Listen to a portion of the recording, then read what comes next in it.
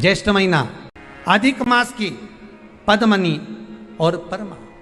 जितनी एकादशी होती है 26 की 26 एकादशी का अगर आप वर्णन करेंगे, 26 की 26 एकादशी का यदि आप स्मरण करेंगे तो एक एक एकादशी का अगर नाम स्मरण करें तो कितना कितना सुंदर। चैत्र के महीने में 2 एकादशी, कामदा पाप मोचन, बैसाख में 2 वरुथनी मोहिनी, ज्येष्ठ महीना अपरा निर्जला, आषाढ़ योगनी देवशवनी, श्रावण महीने की कामिका पुत्रदायिनी, भादो महीने की अजा परिवर्तनी, अश्विनी महीने की इंद्रा पापकुशा, कार्तिक महीने की रमा प्रबोधनी, मार्गशीर्ष मास की उत्पन्ना और मोक्षदा, पौष महीने की सफला और पुत्रदा,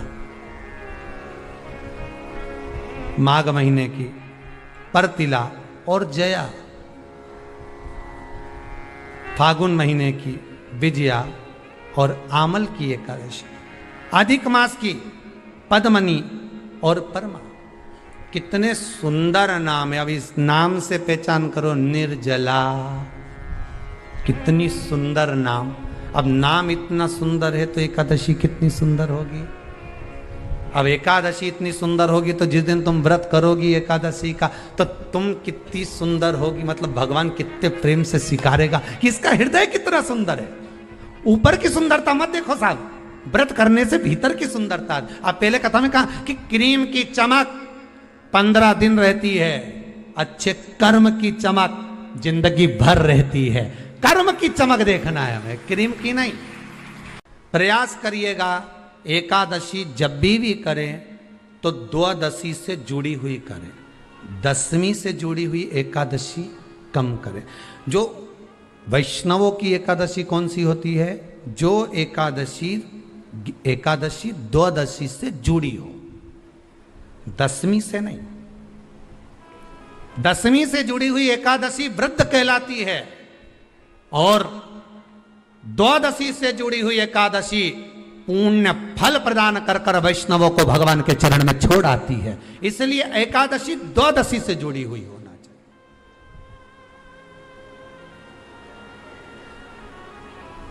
अब कई लोग क्या करते हैं, जो दशमी से जुड़ी हुई एकादशी रहती है ना, उसको करते। पर वैष्णवों की जो एकादशी मान्य है, वैष्णव धर्म की जो एकादशी होती है वो द्वादशी से जुड़ी हुई होती है, वह 12 से जुड़ी हुई होती है, द्वादशी से जुड़ी होना चाहिए महाराज। तो वो वैष्णव जो एकादशी होती है, वैष्णवों की एकादशी होती है, वो द्वादशी से जुड़ी हुई पूर्णता का सुख देने वाली होती है। हमें घटने के साथ नहीं चलना, ध्यान दीजिएगा। हमें किसके साथ चलना है? बढ़ने के साथ, क्योंकि हमको आगे बढ़ना है कि पीछे आना है। वैष्णव आगे बढ़ता है, वैष्णव का धर्म है कि अग्रण्य भाव में चले।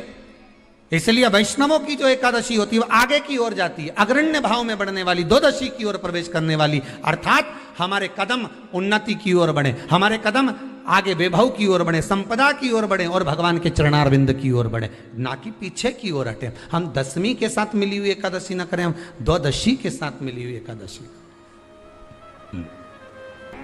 एकादशी ने भगवान विष्णु से कहा, नाथ प्रभु वर दे दो, मृत्यु लोक में जो मनुष्य मेरा व्रत करेगा, चाहे जलचर, थलचर, वायुचर या सांसारिक मनुष्य, मेरा अगर एकादशी का व्रत करेगा, प्रभु उसके यहाँ धन धान्य वैभव सुख संपदा बढ़ेगी और उस जीवात्मा को नरक नहीं भोगना पड़ेगा, सीधे वैकुंठ का उसको वास मिलेगा। जब जीव आत्मा को लेकर चला जाएगा, यम के दूत जब बंदी बनाकर ले जा रहे होंगे उस जीवात्मा को, जिसके प्राण छूटे होंगे, यम के दूत जब बंदी बनाकर ले जा रहे होंगे, तब मुझे वर दो कि मैं इसका हाथ पकड़कर बेतन्नी से पार उतार कर सारे नरकों से निकालती हुई आपके धाम में लेकर आऊं। भगवान ने वर दे दिया, तथास्तु। हे एकादशी सुनो, मृत्यु लोक का मनुष्य अन्न का त्याग कर कर, क्योंकि अन्न में एकादशी के दिन पाप पुरुष रहता है।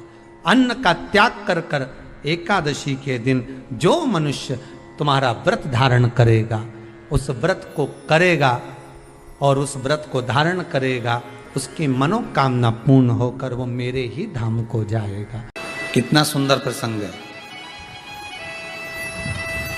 भगवान कृष्ण भी शिव के भक्त हैं और सुदामा जी भी शिव के भक्त हैं। दोनों को देखिए,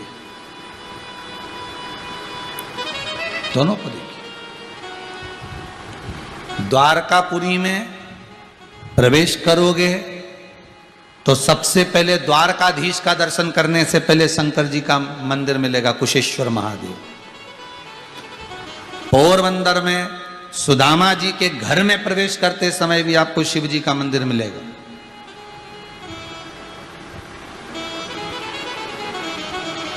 दोनों शिव के भक्त,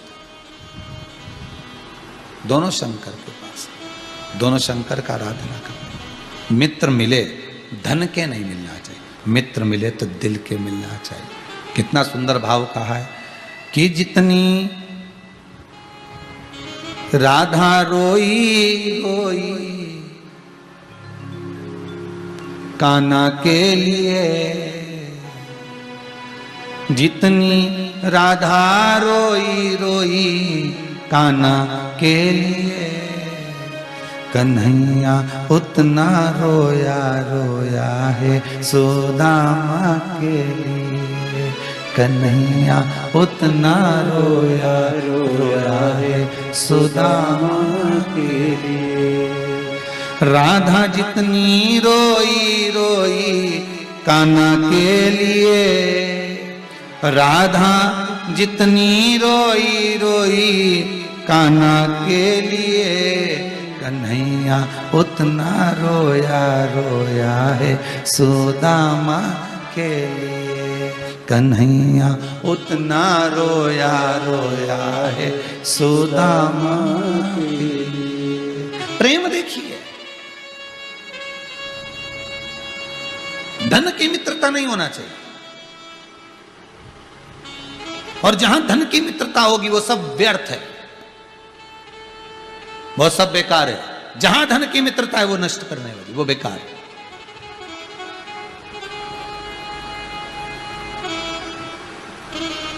अगर मित्रता करना है तो महाराज धन ना देखा जाए। देव ऋषि नारद नारायण के उपासक है, तुमरुका जी शिव के उपासक हैं। दोनों मिले, दोनों ने प्रेम से स्नेह से गले मिले। आज देव ऋषि नारद कह रहे हैं कि मैं शिव जी के पास जा रहा हूं, कुछ मिलन करना। तुमरुका जी बोले आप जा रहे हो तो हमको भी ले चलो। और कौन नहीं जाना चाहता उस भगवान शिव के दरवाजे पर, कौन नहीं जाना चाहता? किसका मन नहीं होगा शंकर जी के द्वार जाने? कौन का मन नहीं? आप जितने लोग कथा सुन रहे हो ना टीवी पर, जितने लोग मोबाइल पर सुन रहे हो, आपके भी मन में कभी ना कभी तो आता होगा कि एक बार मेरा मन कर रहा है कि केदारनाथ जी जाऊं। बहुत लोग कहते हैं कितना सुंदर केदारनाथ है। हम कैलाश की बात नहीं कर रहे, हम तो केदारनाथ की बात कर रहे हैं। अब कैलाश जाना है तो 1,00,000-1,50,000 रुपए खर्चा होगा, यहाँ केदारनाथ जी जाना है तो ठीक है भैया, बहुत 1,000-1,500 में पहुंच ही जाओगे। और हम कहते हैं कि कैलाश जाने का मन कर रहा है, मन तुम्हारा कर रहा है कैलाश जाने का, बाबा बुलाएगा, वो मना नहीं है, पर अभी तो तुम्हारी चित्तवृत्ति है, मन कर रहा है कि मैं उज्जैन जाऊं, मैं काशी जाऊं, मैं केदारेश्वर जाऊं, मैं केदारनाथ का दर्शन करूं, मैं ओमकारेश्वर, मैं भीमाशंकर, मैं मल्लिकार्जुन, मैं त्र्यंबकेश्वर, मैं सोमेश्वर, मैं नागेश्वर। ये चित्तवृत्ति में तुम्हारे आ जाए।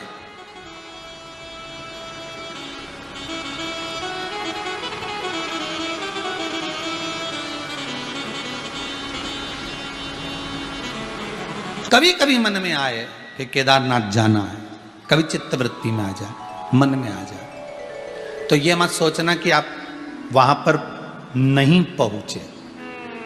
शिव पुराण कह रही है आप वहां नहीं पहुंचे, ये मत सोचना। बस आपके दिल में आ गया ना कि आप केदारनाथ जी जाना है, बहुत दिन हो गए रे। तुका जी ने कहा आप अगर कैलाश जा रहे हो तो हमारा भी मन कर रहा है जाने का, तो इतने में देवर्षि नारद के मुख से अपने मित्र से के लिए निकल गया, तू कभी कैलाश नहीं गया?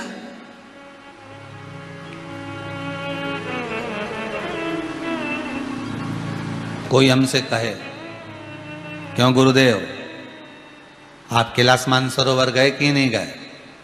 तो हम कह रहे नहीं गए।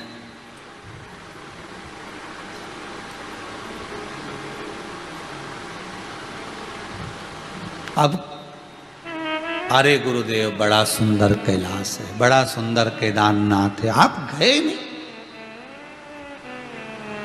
नहीं। पर कोई इस दिल से तो पूछे, इस दिल से पूछे, झूठ बोल नहीं सकते, इसलिए क्या कहा कि नहीं गए, क्योंकि गए नहीं तो कह दिया नहीं गए। पर कोई दिल से पूछे और कोई पूछ ले कि दिल से बताना कि आप कैलाश गए कि नहीं गए, दिल से बताना कि आप केदार गए कि नहीं गए, तो हमसे कोई पूछे तो हम तो कहते हम तो रोज जाए साहब, प्रतिदिन।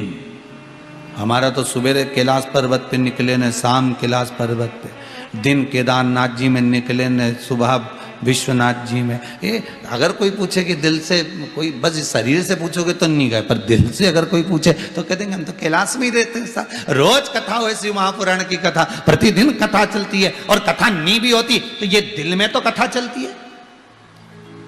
इस चित्तवृत्ति से तो श्री शिवाय नमस्तुभ्यम ओम नमः शिवाय का मंत्र जाप निरंतर चलता है।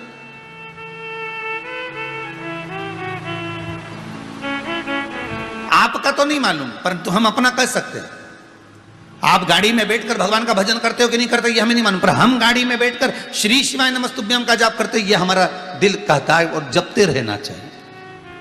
हमारी इस घट की जिह्वा से मंत्र छूटता ही नहीं है। कथा यहां 3 घंटे पूरी हो जाती है, 5 बजे विराम हो जाती है, 2 बजे से 5 बजे तक, 5 बजे विराम हुई, जैसे ही नीचे उतरे तो आपको लगेगा कि महाराज जी ने कथा विराम दे दी, पर कथा विराम नहीं होती। यहां से उतरने के बाद भी वो घट की जिह्वा पर श्री शिवाय नमस्तुभ्यम जपते रहो, जपाते रहो, ओम नमः शिवाय, जो तुम घट की जिह्वा से चल रहा है। यहाँ विराम नहीं है, कुछ भी विराम तो होता ही नहीं। हाँ, जब श्वास निकल जाएगी तब विराम हो तो बात दूसरी, पर अभी तो कोई विराम नहीं, चल रहा है, निरंतर चल रहा।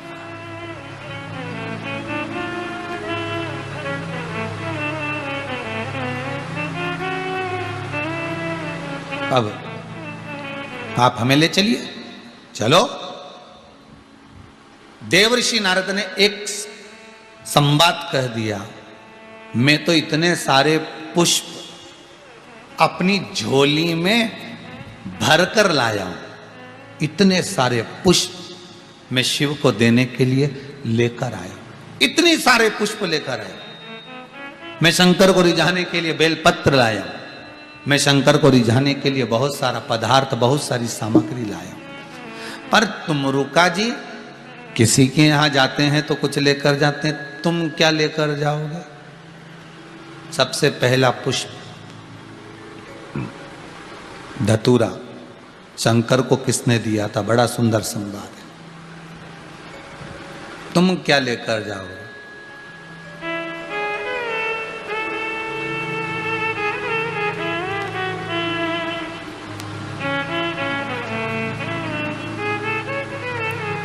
तुम रुका जी बोले, जिसके पास में पीले कलर की साड़ी हो ना, उसको अगर मायके से पीली साड़ी मिल जाती है ना तो तैयार नहीं करती, वो ना पीको कराएगी ना फाल कराएगी, रख देगी।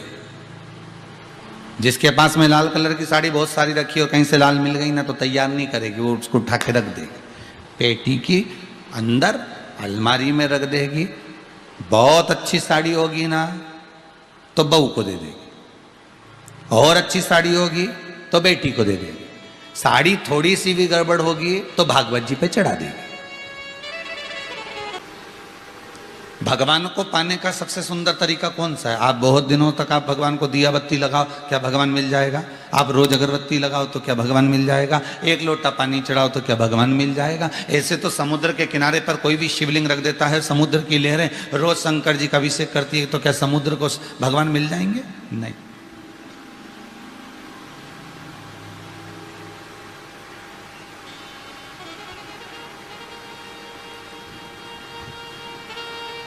अब ऐसे तो एक वृक्ष के नीचे शिवलिंग रखा हुआ है, वृक्ष की पत्तियां आपरूप झड़ती हैं, पतझड़ में झड़ती हैं। अब वो झड़ती हुई पत्तियां शिवलिंग पर जाएगी तो क्या भगवान शंकर प्रकट हो जाएगा, प्रसन्न हो जाएगा कि ये मुझे रोज चढ़ा रहा है? नहीं।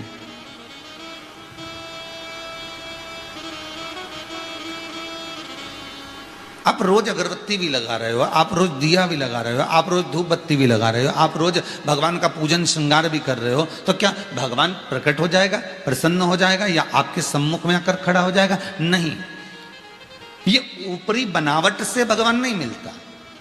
फिर वही वाली बात आ गई, भगवान शंकर को पाने के लिए कौन से कलर के कपड़े पहनूं कि भगवान मुझे मिल जाए? शिव महापुराण की कथा कहती है भगवान को पाने के लिए कपड़ा बदलने की जरूरत नहीं पड़ती, भगवान को पाने के लिए मात्र कलेजा बदलने की जरूरत पड़ती है। कपड़े तो आप कितने भी चेंज कर सकते हो,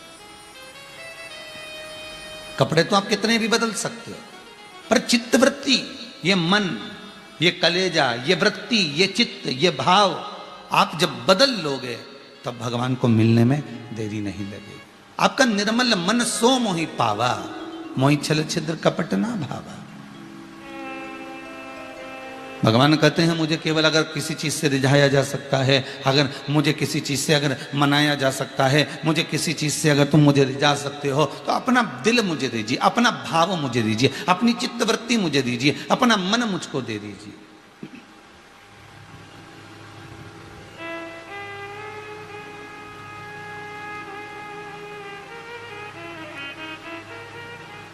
कोई तुमसे कह दे ये पानी है बाल्टी में, इसको चलनी में भरना है,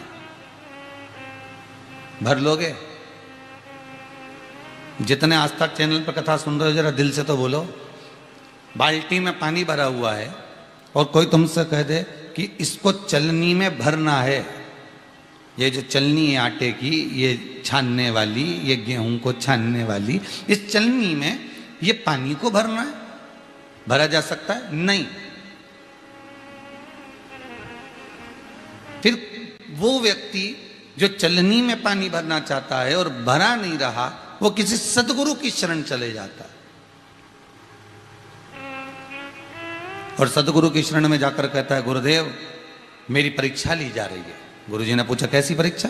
गुरुदेव वो चलनी में पानी भरने का बोल रहा है, मैं कैसे भर सकता हूं? गुरुजी बोले इतनी सी बात के लिए टेंशन लेकर बैठा, पानी की बाल्टी को उठा ले जा और एक काम कर फ्रिज में रख दे, जब वो पानी कठोर हो जाए, बर्फ बन जाए, चलनी में लेके बैठ जा। पानी कैसे नहीं आएगा?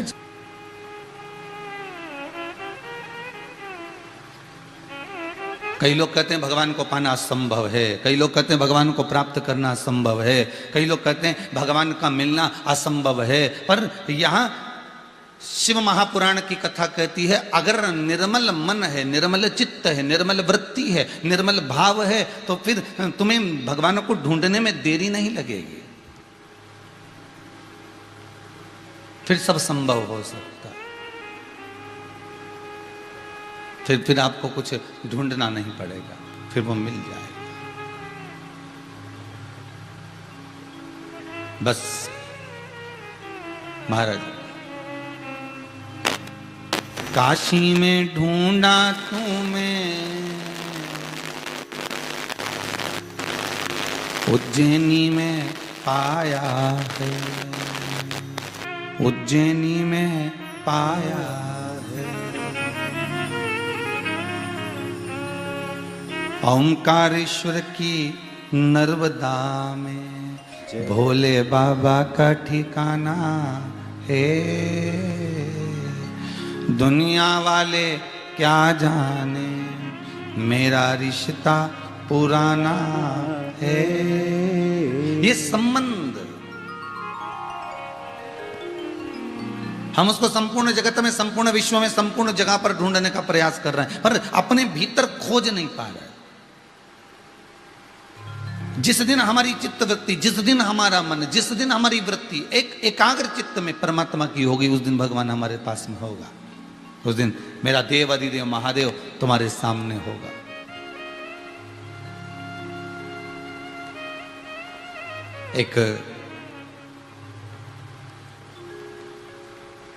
एक बार देव अधिदेव महादेव विराजमान थे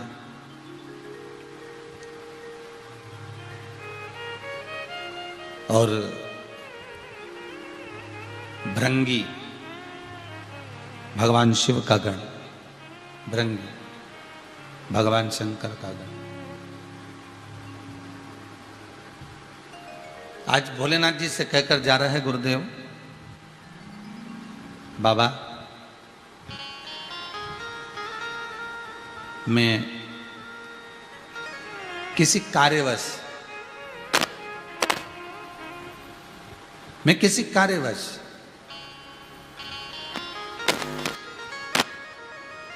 मुझे कहीं जाना है भोलेनाथ,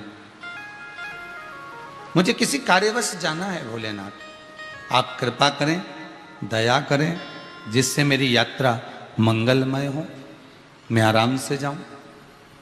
भृंगी को देखकर भगवान शंकर बोले, तुम्हें हमें छोड़कर जाने की कौन सी जरूरत पड़ गई? तुम हमको छोड़कर जा रहे हो तो तुम्हें जाने की जरूरत क्या है? क्यों जा रहे हो? काहे के लिए जा रहे हो? क्या काम आ गया ऐसा?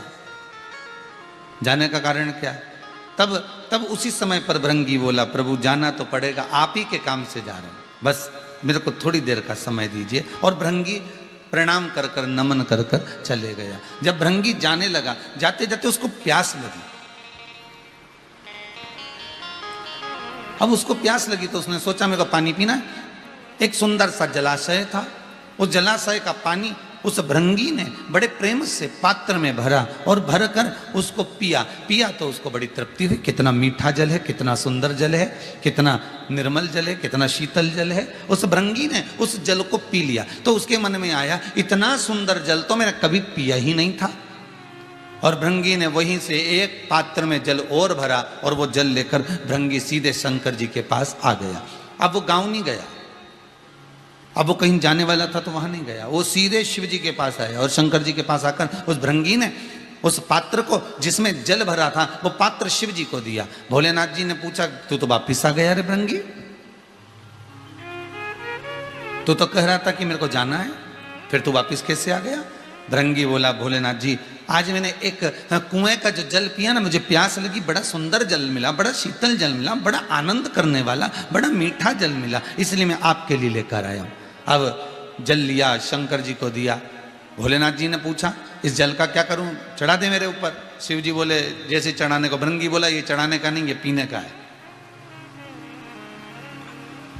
ले आप जल पीजिए। भोलेनाथ जी ने जल लिया, आचमन किया। जैसे ही शंकर जी ने आचमन किया, पानी पीकर भगवान बोले, भृंगी तू पानी बहुत अच्छा लाया, तू जल बड़ा सुंदर लेकर आया, बड़ा शीतल है, बड़ा निर्मल है, बड़ा मीठा है। वाह वाह प्रभु, आपको पसंद आया ना प्रभु? भगवान बोले, बिल्कुल पसंद आया, बिल्कुल। बाबा ने जल को पिया, थोड़ी देर बाद वही जल बाबा ने उठाकर पार्वती जी को दिया, ले जगत जननी ये जल लीजिए।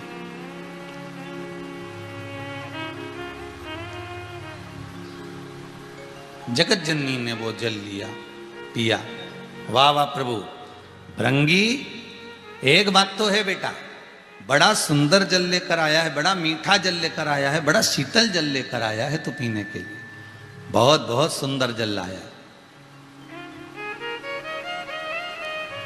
पास में बैठे थे श्री कार्तिकेय महाराज, माता ने कार्तिकेय जी को दिया, कार्तिकेय जी ने जो मुख में लिया तो कुल्ला कर दिया। कार्तिकेय जी मुख में जैसे ही जल लिए उन्होंने कुल्ला कर दिया, जल को थूक दिया, बाहर कुल्ला करा और चिल्ला कर आकर बोले, माँ पिताजी जल कैसा लगा आपको? माँ बोली, बहुत मीठा था। पिताजी बोले, बहुत मीठा था, बहुत निर्मल, बहुत शीतल। आपको पानी खारा नहीं लगा? कितना गंदा जल लेकर आया है भृंगी, इसकी बुद्धि कहाँ चली गई? ऐसा खारा जल लेकर आया, बताओ ये कोई जल पीने लायक है? कितना दुर्गंध आ रहा है उस जल में से, कितना खारा जल है जो लेकर भृंगी आया। और आप कह रहे हो कि बड़ा मीठा जल है, बड़ा निर्मल जल है। एक घुट मेरे कंठ पर ना गया, मेरे को थूकना पड़ा। ये पीने लायक जल है। भगवान शिव और पार्वती दोनों बोलना चालू करे तो क्या बोलें। भगवान शंकर ने कहा, कार्तिकेय स्वामी, तुम भृंगी के लाए हुए जल को देख रहे हो, जल को पी रहे हो, और हम भृंगी के लाए हुए निर्मल भाव को देख रहे हैं, निर्मल भाव को पी रहे हैं। जब उसने पानी पिया, उसकी बुद्धि में यह नहीं आया कि मुझे दूसरे के लिए लेकर जाना है। उसकी बुद्धि में, चित्त में यह नहीं आया कि इस जल को मेरे को घर लेकर जाना है, इस जल को मैं जहां जा रहा हूं वहां तक लेकर जाना है, इस पानी की बोतल को भरकर मैं अपने वहां तक जा रहा हूं ना, तो वहां तक लेकर जाना। जब उसने पानी की बोतल को भरा, जब उसने जल को पिया, पीते सही उसकी चित्त वृत्ति में यह तो आया कि मुझे शंकर जी के लिए लेकर जाना है, और जाते जाते आधे मार्ग से वापिस आ जाना और आकर मुझे जल पिलाना। ये निर्मल मन नहीं तो क्या, ये चित्त वृत्ति निर्मल नहीं तो क्या। अगर चाहता तो बोतल लेकर चले जाता, चाहता तो कलश में जल भरकर अपने जहां जा रहा था वहां चले जाता, चाहता तो पानी भरकर अपने घर के लिए, परिवार के लिए, कुटुंब के लिए ले जाता। पर उसकी चित्तवृत्ति में यह आ गया था कि यह पानी मैं शिव को पिलाऊंगा, यह पानी मैं शंकर को पिलाऊंगा। शास्त्र कहता है, शिव महापुराण की कथा कहती है कि पुष्प अच्छा है, बुरा है, पुष्प सूखा है, गीला है, ये मायना नहीं रखता। बस पुष्प भले तुम शिव को चढ़ाए ना चढ़ाए, शिव महापुराण की कथा तो इतनी कहती है कि अगर दिल से भी आपने दे दिया तो भगवान ने उसको स्वीकार कर लिया। और सरल भाषा में सुनिए,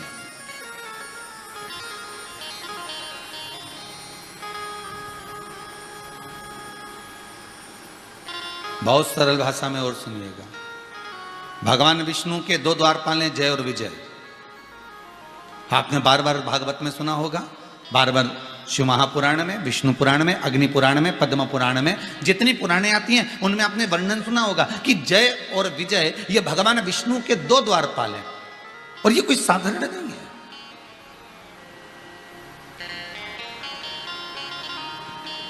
फिर वही बात आ गई, जिसको जनता चुनती है वो संसद में बैठता है, और जिसको मेरा देव अधिदेव महादेव चुनता है वो सत्संग में बैठता है। आप संपूर्ण इतने बड़े विश्व में, इतनी बड़ी पृथ्वी पर, इतनी बड़ी भूमि पर सबके घर में टीवी है, सबके घर में मोबाइल है, सबके घर में जहां तहां आप देखो, सबके घर में इतनी पब्लिक निवास कर रही है, इतने लोग रह रहे हैं पूरे शहर में, पूरे गांव में, पूरे नगर में, पूरे क्षेत्र में। पर आप ही क्यों रिमोट हाथ में लेकर आस्था चैनल को देख रहे हो?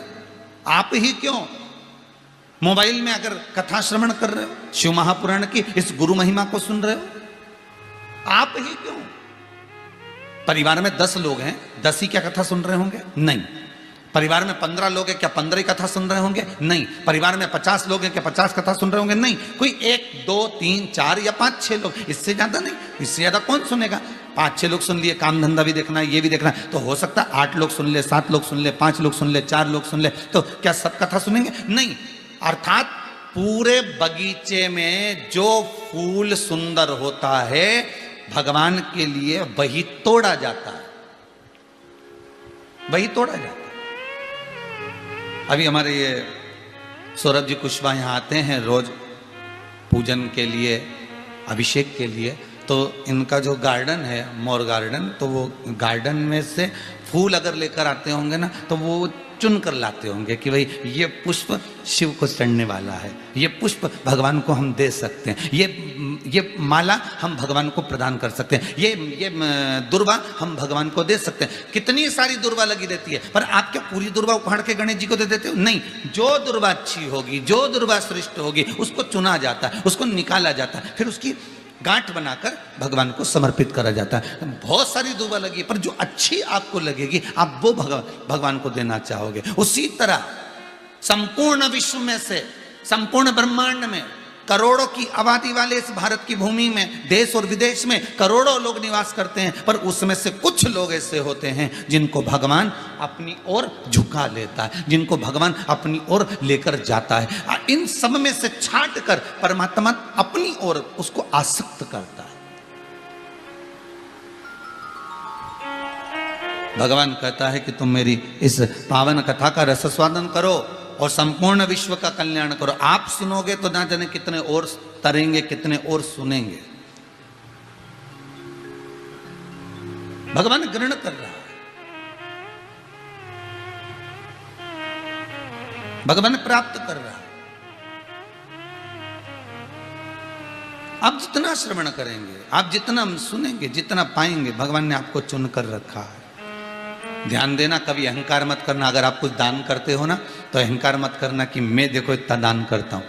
आप कोई पुण्य करते हो ना तो अहंकार मत करना कि मैं इतना पुण्य करता हूं। आप अगर भजन करते हो तो अहंकार मत करना कि मैं इतना भजन करता हूं। आप अगर सत्संग करते हो तो इतना अभिमान ना करिएगा कि मैं सत्संग करता हूं या मैं कथा करा रहा हूं या मैं कथा कर रहा हूं। तो ये अभिमान नहीं आना चाहिए। भगवान ने आपको चुना क्यों?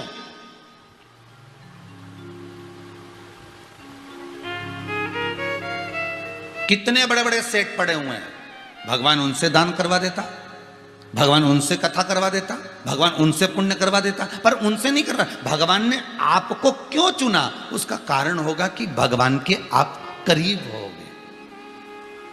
बार बार काम किसको बताया जाता है? जो नजदीक में होता। जा बेटा ये करिए, तो जा ये कर लेना। जो नजदीक में होगा, जो करीब में होगा, जो पास में होगा, बार बार उसको काम बताया जाएगा। हाँ, अगर आपको काम नहीं करना है तो आप दूरी बना लो, फिर आपको कोई काम नहीं बताएगा कि ये करना। सास बहू को बार बार काम क्यों बताती है? क्योंकि बहू के करीब में सास रहती है। तो बहू को लगता है कि मेरे ससुर तो कभी मुझे कोई काम नहीं बताते, क्योंकि ससुर दूरी है, सास करीबी है। ससुर आएगा तो केवल अगर दुकान से, व्यापार से, फैक्ट्री से, आदि जगह से व्यापार कर आएगा तो शाम के समय आएगा, वो क्या काम बताएगा। पर सास के साथ बहू को दिन भर रहना है, इसलिए सास बहू को काम बताती रहती, बेटा ये कर ले, बेटा ये काम कर लेना, बेटा ये काम कर ले, जो करीब में है। अब बहू को ये अभिमान नहीं आना चाहिए कि बताओ मैं ही सारा काम कर रही हूं। ऐसा बहू की चित्तवृत्ति में नहीं आना चाहिए। क्यों? क्योंकि बहू तो आ जाई है, इससे पहले तो करती बुढ़िया ही थी। इससे पहले तो जो अम्मा है, डोकरी है, बुजुर्ग है, करता तो वही थी, उसके सिवा कौन करता? तो ये अभिमतता ना है। वो तो तुम करीब में आ गए, तुम नजदीक में आ गए। जो बेटा करीब में रहता है उसी को कहा जाता है। एक माता पिता के अगर 3-4 बेटे हैं, 4 बेटे में से 3 कहीं रह रहे हैं, एक बेटा माता पिता के पास में रह रहा है, तो माँ उसी बेटे को कहेगी जा बिजली का बिल जमा करिया, जा नल का बिल जमा करिया, जा ऐसा करिया, जा वैसा करिया। वो बेटे से कहेंगे। और बेटे की पत्नी कहेगी बताओ मम्मी तुमको काम बोलती हो, तीनों तो ऐस की जिंदगी जी रहे, तीनों अपनी अपनी जगह पर रह रहे हैं और तुमको काम कर रही है। तो उसका कारण क्या है? वो दूर रह रहे हैं, वो दूरी बना कर रह रहे हैं, उससे कह नहीं सकती। जो करीब में है कहा उसी से जाता है। शिव महापुराण में वही जाता है। शिव महापुराण की कथा में मन उसी का लग पाता है। शंकर की कथा में भले तुम आस्था चैनल पर कथा सुन रहे हो, भले तुम मोबाइल पर, फेसबुक पर कथा श्रवण कर रहे हो, तुम्हारी चित्तवृत्ति अगर भगवान में लगी है तो उसका कारण यह है कि तुम शंकर के बहुत करीब हो, इसलिए भगवान तुमको पकड़ कर रखा हुआ है और भगवान तुम्हें सुना रहा है। भगवान तुमसे दान पुण्य संकीर्तन स्मरण करा रहा है। ये उसकी कृपा है।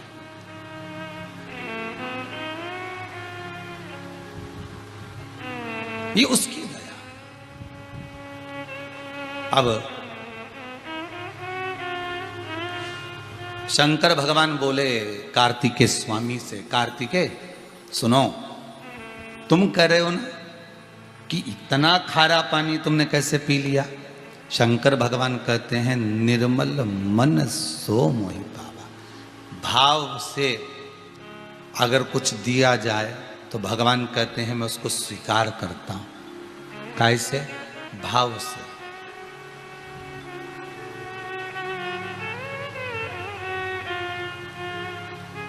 धतूरा देखा है आप लोगों ने?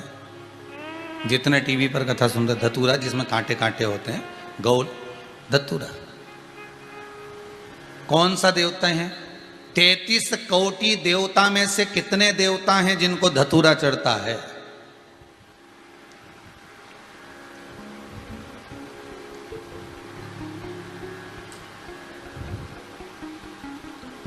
33 कोटि देवता में से कितने देवता हैं जिनको आंकड़े का फूल चढ़ता है? वो सफेद कौवे का, आंकड़े का फूल। जिस पुष्प को तोड़ने पर, जिसकी पत्ती को तोड़ने पर जहर निकलता है, जरा सा आंखों में लग जाए तो लोग अंधे हो जाएं। वो आंकड़े का पुष्प को तोड़ना सरल होता है? जरा सा उसका दूध अगर आंखों में लग जाए तो लोग अंधे हो जाते हैं, इतना जहर रहता है। उस आंकड़े की पत्ती को अगर तोड़ा जाए, उसका जरा सा दूध, जरा सा जल उसका नेत्रों में लग गया तो व्यक्ति अंधा हो गया। अब कितना विष होगा उसके अंतर्गत देखिएगा जरा। जरा सा फूल तोड़ा, हाथ चिपचिपा हो जाता विष के कारण। उस आंकड़े के फूल में, उस सफेद आंकड़े के पुष्प में इतना जहर होता है। वो धतूरे में कितने कांटे होते हैं, उसको तोड़ा जाए उसमें भी जहर होता है, उसमें भी जहर। अब जरा विचार करिए, 33 कोटि देवता को उठाकर देखिए। आप सारे देवताओं का पूजन करते हो, आपके घर में भी पूजन करते हो। आप जितने लोग कथा सुन रहे हो अपने अपने घर में भगवान का पूजन करते हो, मंदिर जाते हो, देवालय जाते हो। आप कभी वृंदावन बिहारी जी के दर्शन करने जाते हैं, कभी राघव जी के दर्शन करने जाते हैं, कभी माता जी के दर्शन करने जाते हैं, कभी दत्त स्वामी के दर्शन करने जाते हैं, कभी कोई बाबा जी के दर्शन करने के लिए जाते हो, कभी श्री शंकर जी, आदि आदि जितने देवता हैं सबका दर्शन करने जाते हो, सबकी पूजन करने जाते हो। उनके दरवाजे पर अगर कुछ मिल रहा है तो सुंदर मोगरे की माला, सुंदर पुष्प की माला, सुंदर कमल के पुष्प, सुंदर ये सामान, सुंदर प्रसाद, सब कुछ मिलता है। पर एक दरवाजा ऐसा है जिसके दरवाजे पर कुछ सुंदर मिलता ना मिलता, पर उसके दरवाजे पर धतूरा, बेलपत्री, सफेद आंकड़े का पुष्प, पत्ती, ये सब कुछ मिलता है। वो शिव का द्वार है।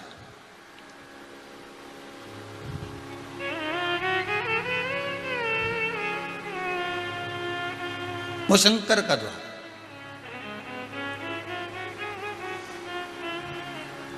क्यों भैया? सारे देवताओं को एक से बढ़कर एक पुष्प भगवान को समर्पित किया जाता है, एक से बढ़कर एक पुष्प भगवान को देते हैं। फिर शंकर भगवान को धतूरा, कांटे वाला, सफेद आंकड़े का फूल, विष वाला, बेलपत्र, समी पत्र जिसमें इतने कांटे लगे,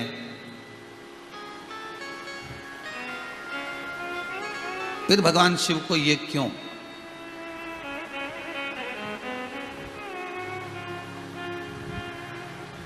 श्री देव ऋषि नारद, कथा निकली है तो जरा ध्यान से सुनिएगा कि सबसे पहला धतूरे का फूल शंकर भगवान को किसने दिया था। आपके बच्चे पूछ सकते हैं आपसे भी, मम्मी ये तुम ये कांटे वाला धतूरा शंकर जी को चढ़ा रही हो, उसको चुभेगा नहीं भगवान को? सबसे पहला धतूरे का फूल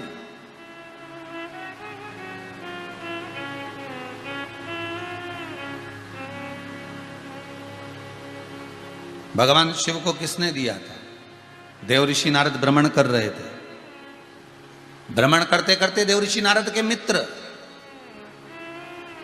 श्री तुमरुका स्वामी मिल गए।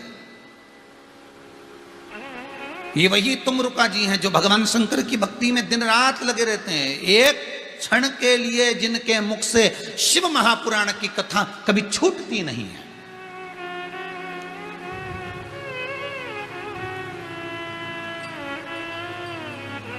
एक क्षण के लिए भी शिव महापुराण की कथा उनसे रुकती नहीं।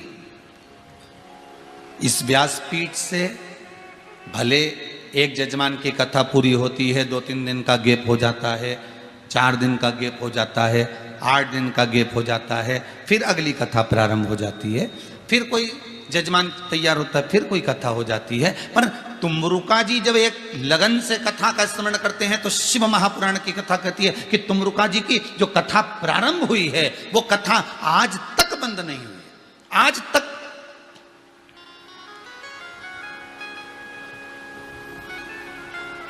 शिव महापुराण की कथा आज तक तुमरुका जी के मुख से बंद नहीं हुई। हमको कभी कभी बड़ा आश्चर्य होता है साहब, बड़ा बड़ा विचित्र लगता है कि आखिर इस कुबेरेश्वर धाम में लोग आते हैं, यहाँ पर आकर चप्पल उतार कर इस भूमि पर खड़े होकर, भले कुबेरेश्वर भंडारी अभी नहीं बैठे, भले मेरे ठाकुर नहीं बैठे, पर चप्पल उतार कर वो खड़े होकर इस भूमि पर जो बोल कर जाते हैं, 3 महीने में भोलेनाथ इनको बुला लेता, 3 महीने में बाबा विश्वनाथ ऐसी कृपा कर देता कुबेर भंडारी कि उनको आना पड़ता, वो तुरंत आ जाते। आखिर इस भूमि का इतना प्रताप क्यों? क्या कारण है? भूमि तो वही है, और ऐसा क्या है इस भूमि में? कितने साल से, लगभग 1.5-2 साल हो गए, लगातार शिव महापुराण की कथा इस भूमि पर चल रही है, लगातार। कल हिसाब जोड़ के बताएंगे कि अभी तक यहां पर इसी व्यासपीठ से, इसी जगह से, इस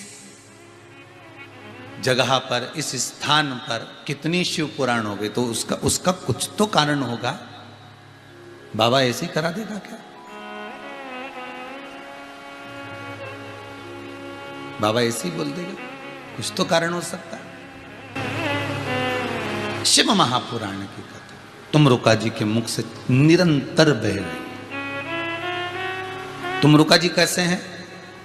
देवऋषि नारद जैसी वीणा उनके हाथ में, करताल हाथ में, देवऋषि नारद जैसा शरीर है उनका, बस मुख घोड़े का लगा है, मुख घोड़े का। अच्छा, कई लोग कहते हैं गुरुजी जब इतने विद्वान हैं, इतने ज्ञानवान हैं, तो इनको घोड़े का मुंह लगाने की क्या जरूरत थी?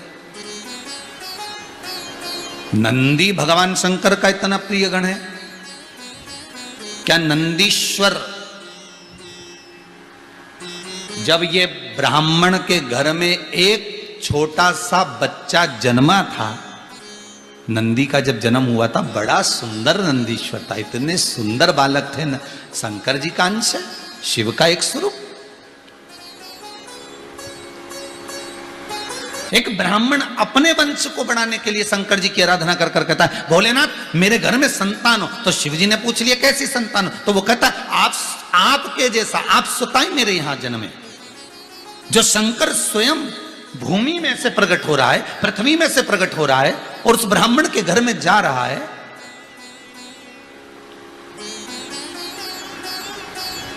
स्वयं भगवान।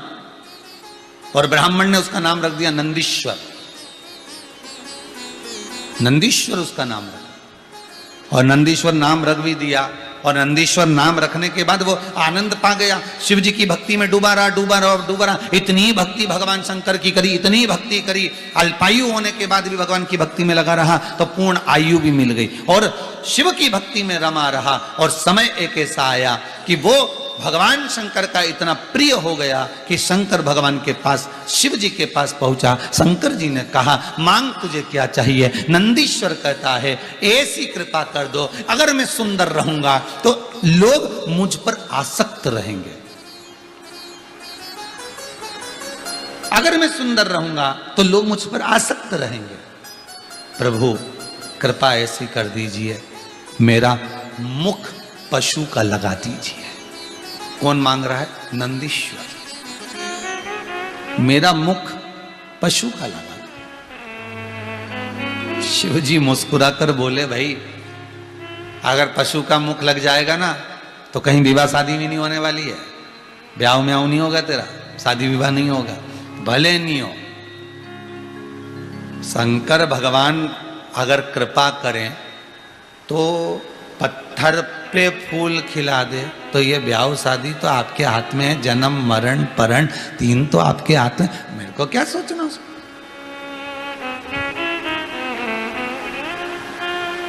तीन तो आपके हाथ में, ठीक है। शिव जी बाल, हे ओगड़ी, हे भोलेनाथ त्रिकालदर्शी, कृपा करिए, शंभु कृपा करिए, मेरा मुख आप इसको पशु का मुख लगा दीजिए। इंसान के, मनुष्य के धड़ पर शंकर भगवान ने बेल का मुख लगाया, पशु का मुख, बेल का मुख लगाया।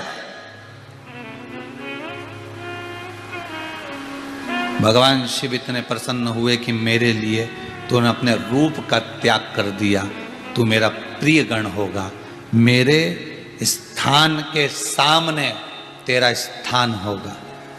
जितनी आराधना लोग मेरी करेंगे उतनी आराधना तेरी करेंगे। मुझे पाने के लिए संसार के लोग तेरी प्रार्थना करेंगे। और सुन नंदी, आज तुझे वचन देता हूं नंदी, तुझे वचन देता हूं नंदी, सुन, अनभिज्ञ व्यक्ति जिसको कोई मंत्र नहीं आता, कोई साधना नहीं आती, कोई श्लोक नहीं आता, पूजन नहीं आती, अर्चना नहीं आती, अनुष्ठान नहीं आता, नंदी तेरे कानों में अगर कोई कहकर जाएगा कि मेरे शंकर को मेरे यहां लेकर आना, तो मैं स्वयं नंदी तेर को लेकर उसके दरवाजे तक जाऊंगा, यह वचन मैं तुझे देता हूं। ये नंदीश्वर जिसने अपने रूप का त्याग कर दिया,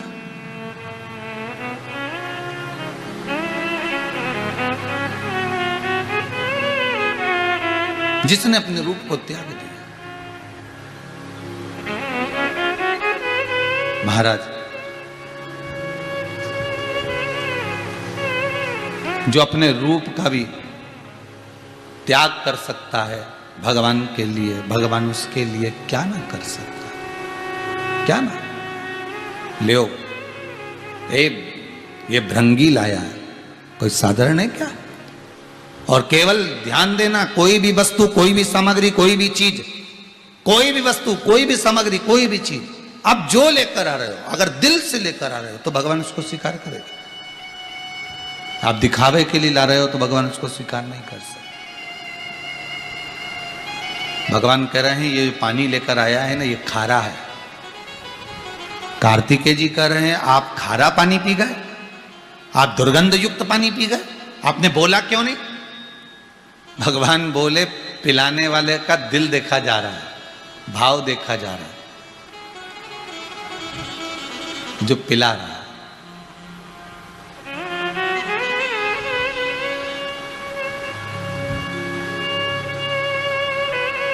ये मन पिला दो मुझे शाम हो मस्ती के प्याले,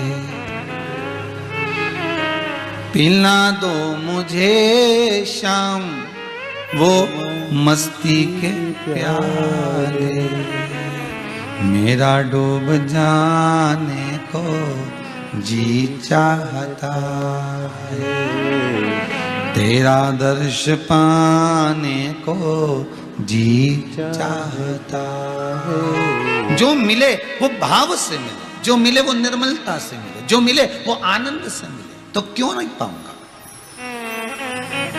कार्तिकेय जी ने कहा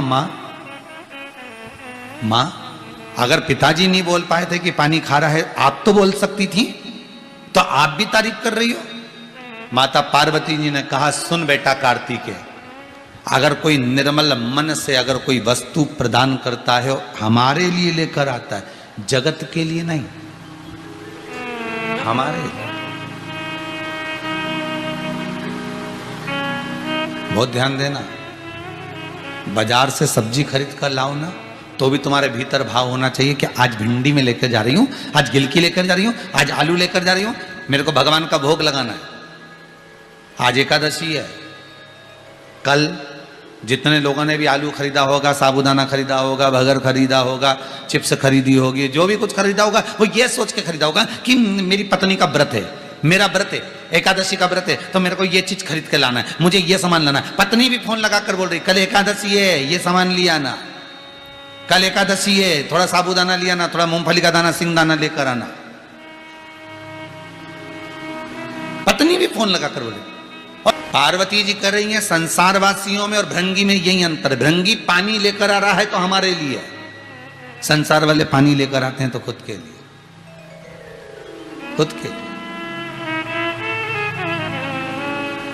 भृंगी कुछ लेकर आ रहा है तो हमारे लिए, और संसार वाले कुछ लेकर आते हैं तो स्वयं के लिए, स्वयं के लिए। ये श्रेष्ठता नहीं, इसमें कोई सुख का भान नहीं है हमारे। शिव जी कह रहे हैं जो वो जल लाया मैं खारा था, इतना खारा पानी मैं पी नहीं सकता था, पर मैंने उस जल को पिया। उसका कारण केवल इतना था कि वो जो भाव से लेकर आया था उस भाव से पिया। कार्तिकेय जी महाराज को थोड़ा सा भाव में जागृतता आई कि बताओ इतना अच्छा जल छोड़कर पिताजी ऐसा जल पी गए, माताजी ऐसा जल पी गए, और भृंगी की इतनी तारीफ कर रहे हो। भृंगी, फिर भृंगी से कहा भगवान कार्तिकेय ने, पहले शिव जी से कहा, फिर पार्वती से कहा, पार्वती के बाद में भृंगी से कहा, क्यों रे ऐसा पानी भरकर लाया स्वामी को पिलाने के लिए? अपने स्वामी को पिलाने के लिए तू ऐसा पानी लेकर आया जो खारा है। भृंगी ने कहा मुझे तो खारा नहीं लगा। जो भृंगी ने पानी को पिया, पीते से कहा हाँ नाथ ये खारा है, आप कैसे पी गए? भगवान शिव कहते हैं भृंगी, जब तू उस सरोवर में से पानी पी रहा था तो तेरे मन में ये आ गया था कि ये जल मैं शिव को दूंगा, इसलिए मैंने उस जल को निर्मल कर दिया था। अब ये जल संसार वासियों के सामने आया तो उनको खारा लगा। ये संपूर्ण संसार विश्व किसको बुरा लगता है? किसको बुरा लगता है? तो कहा बुरा उसको लगता है जो इससे निकलना नहीं जानता। एक परसों के दिन एक बात कही थी, आपको ध्यान में होगा, 2 दिन पहले एक बात कही थी कि पानी में व्यक्ति गिरता है और मरता है। कौन मरता है? जो पानी में तैरना नहीं जानता वही मरता। जो तैरना जानता है वो मरता नहीं है, वो मर नहीं सकता।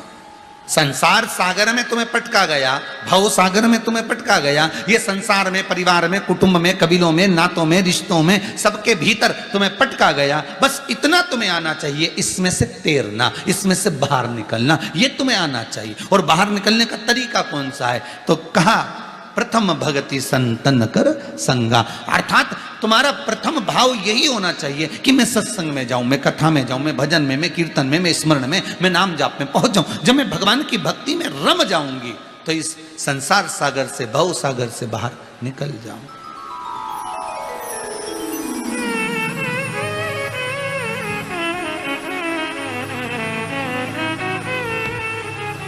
फिर वो किस रूप में मिलेगा, कैसे मिलेगा, ये वही जानता है, उसका रूप भी वही जानता है।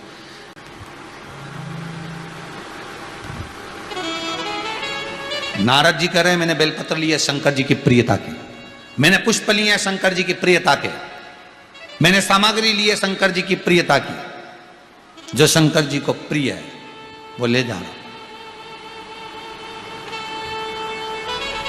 तुम क्या लेकर जाओगे? तुम रुका जी बोले अब इतनी सारी बेलपत्र चढ़ती होगी, इतना सारा फूल चढ़ता है, इतना सारा सामान चढ़ता है, शिव जी मेरी वस्तु को देखें ना देखें, क्योंकि मैं पहली बार शंकर का भजन करने वाला, शिव का स्मरण करने वाला, पहली बार शिव से मिलने जा रहा हूँ, क्या लेकर जाऊं? यहाँ तो कुछ मिलता ही नहीं है। कुछ क्षण के लिए देवर्षि नारद आप मुझे मृत्यु लोक ले चलोगे क्या? मृत्यु लोक आपको? देवर्षि नारद बोले हमारे पास इतना समय नहीं कि मृत्यु लोक में जाएंगे। हाँ ये जरूर है, मृत्यु लोक के देव अधिदेव महादेव मृत्यु लोक में ही रहते हैं, कैलाश पर। शंकर जी से मिलने जाना है तो पृथ्वी पर पांव रखना पड़ेगा। जब पृथ्वी पर पांव रखोगे, जब मृत्यु लोक के लिए चलेंगे, तब तुमको जो मिले वो चढ़ा देना, बस इतनी सी बात है। चलो, भगवान देवर्षि नारद शंकर भगवान के पास में तुमरुका जी को लेकर जा रहे हैं और सीधे किसी भूमि पर चरण नहीं रखा, सीधे मानसरोवर के पास में कैलाश पर जब पहुंचे, पहुंचते से ही तुमरुका जी ने सोचा मेरे देव अधिदेव महादेव को क्या दूं। वहीं पर धतूरा लग रहा था और उस धतूरे को शिव जी के उस गण ने, उस भगवान शंकर के उपासक उस तुमरुका जी ने उसको तोड़ लिया और तोड़कर वो धतूरा शंकर भगवान के चरणों को समर्पित किया गया।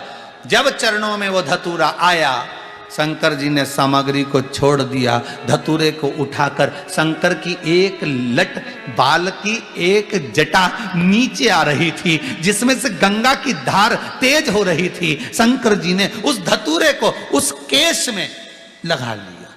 धतूरे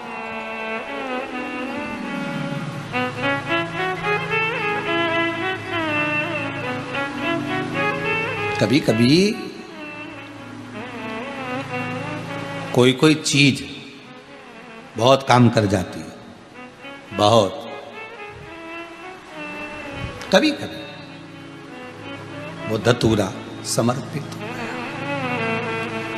सबसे पहला धतूरा शंकर भगवान के प्रिय शिव की उपासना करने वाले, शंकर का गुणगान गाने वाले, शंकर का निरंतर स्मरण करने वाले श्री तुमरुका जी ने शिव को दिया था। और शंकर जी ने कहा, मांगो तुमरुका, तुमको क्या चाहिए, बोलो क्या दिया जाए, क्या दें हम तुमको।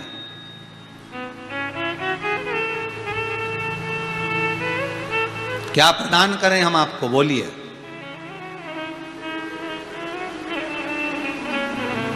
तुमरुका जी कहते हैं, बस अगर कुछ देना चाहते हो तो इतनी सी कृपा कर दीजिए, जिस शिव का मैं जाप करता हूं, जिस शंकर की कथा का मैं वाचन करता हूं, मेरे मुख से वो कथा निरंतर चलती रहे, निरंतर।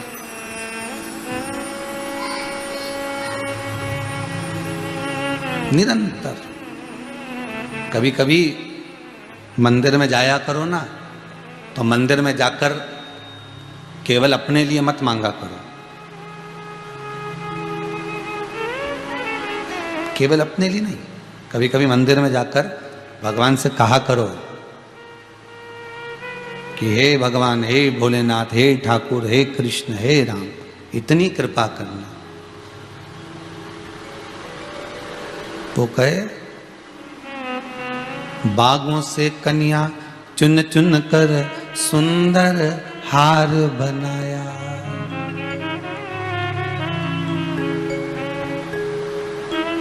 बागों से कलियां चुन चुन कर सुंदर हार बनाया, रहे सलामत हाथ सदा वो जिसने तुम्हें सजाया। भगवान से मांगना कभी उसके लिए भी जो रोज भगवान का श्रृंगार करता, जो रोज भगवान की प्रार्थना, रोज कथा स्मरण सत्संग संकीर्तन नाम जाप करता, उसके लिए भी। बागों से कलियां चुन चुन कर सुंदर हार बनाया, रहे सलामत हाथ सदा वो जिसने तुम्हें सजाया, सजाता रहे वो हर बार सांवरे, सजाता रहे वो हर बार सांवरे, तेरा किसने किया श्रृंगार सांवरे, तेरा किसने किया श्रृंगार सांवरे। मस्तक पर मलिया गिरी चंदन ऐसा तिलक लगाया, मोर मुकुट कानों में कुंडल ऐसा मुकुट सजाया, महकता रहे वो दरबार सांवरे, सजाता रहे वो हर बार सांवरे, तेरा किसने किया श्रृंगार सांवरे।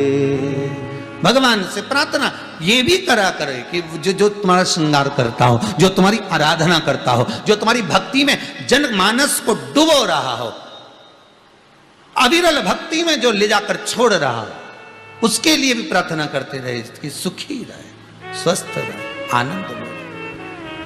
कभी दिल को अगर कुछ बुरा लगे ना, थोड़ा मन अगर कहीं दुखी हो, पहले भी कहा आपको, आज फिर कह रहे हैं, कभी मन अगर आपका दुखे, मन अगर दुखी हो, तो एक बार शंकर भगवान के पास जाकर बैठकर अपने दिल की बात जरूर कहकर आना।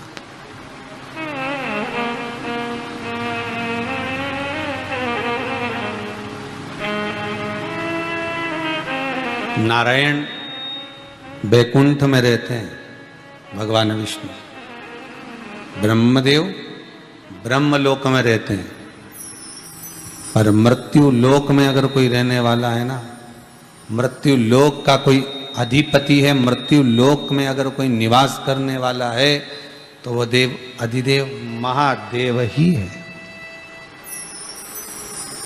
देव अधिदेव महादेव।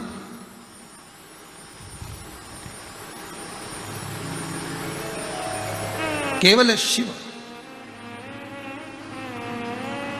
हम कई बहुओं से कहते हैं तुमको तकलीफ हो ना, तुमको जब कष्ट हो, तकलीफ, दुख हो, परेशानी हो, दुख हो, तकलीफ हो, परेशानी हो, कष्ट हो महाराज, तो पड़ोसन से मत कहना,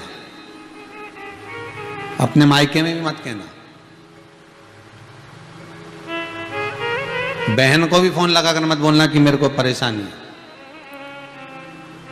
कहना तो अपनी सास से कहना, 24 घंटे उसके साथ रहना, दिन भर उसके साथ रहना। उससे कहो मम्मी आपने ऐसा शब्द कह दिया था इसलिए मेरा मन बड़ा दुख रहा है। कह दिया ना उसने, तुमने सुन लिया, अब भीतर उसको रखने से कौन सा फायदा, कहो उसी से।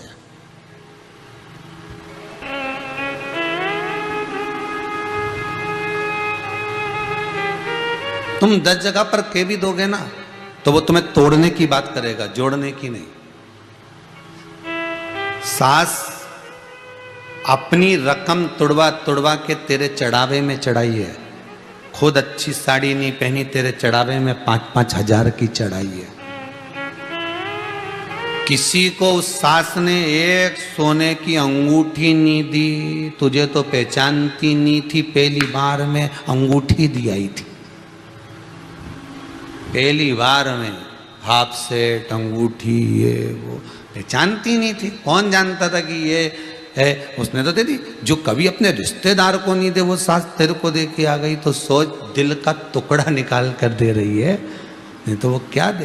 पर अपन अपने हृदय की बात दूसरों को कह रहे, उससे कह रहे, उससे कह रहे, उससे कह रहे, पर जिससे कहना थी उसको नहीं कही तो दुख हृदय में रहेगा। वो सब तोड़ने की बात करेंगे, केवल एक सास ऐसी होगी जो जोड़ने की बात करेगी कि ठीक है मैंने कह दिया, हो गया, कोई बात नहीं, जा चाय बना के ला, दोनों जनी पिएंगे। वो चित्तवृत्ति उससे कहो। और सासों से भी निवेदन है, तुम्हारी बहन को मत कहो, मायके में मत कहो, पड़ोसन आए मिलने तो उससे कुछ मत कहो कि बहू ऐसी है या बहू ऐसी है, या बहू ने ऐसे वस्त्र पहन लिया या ऐसा बोल दिया।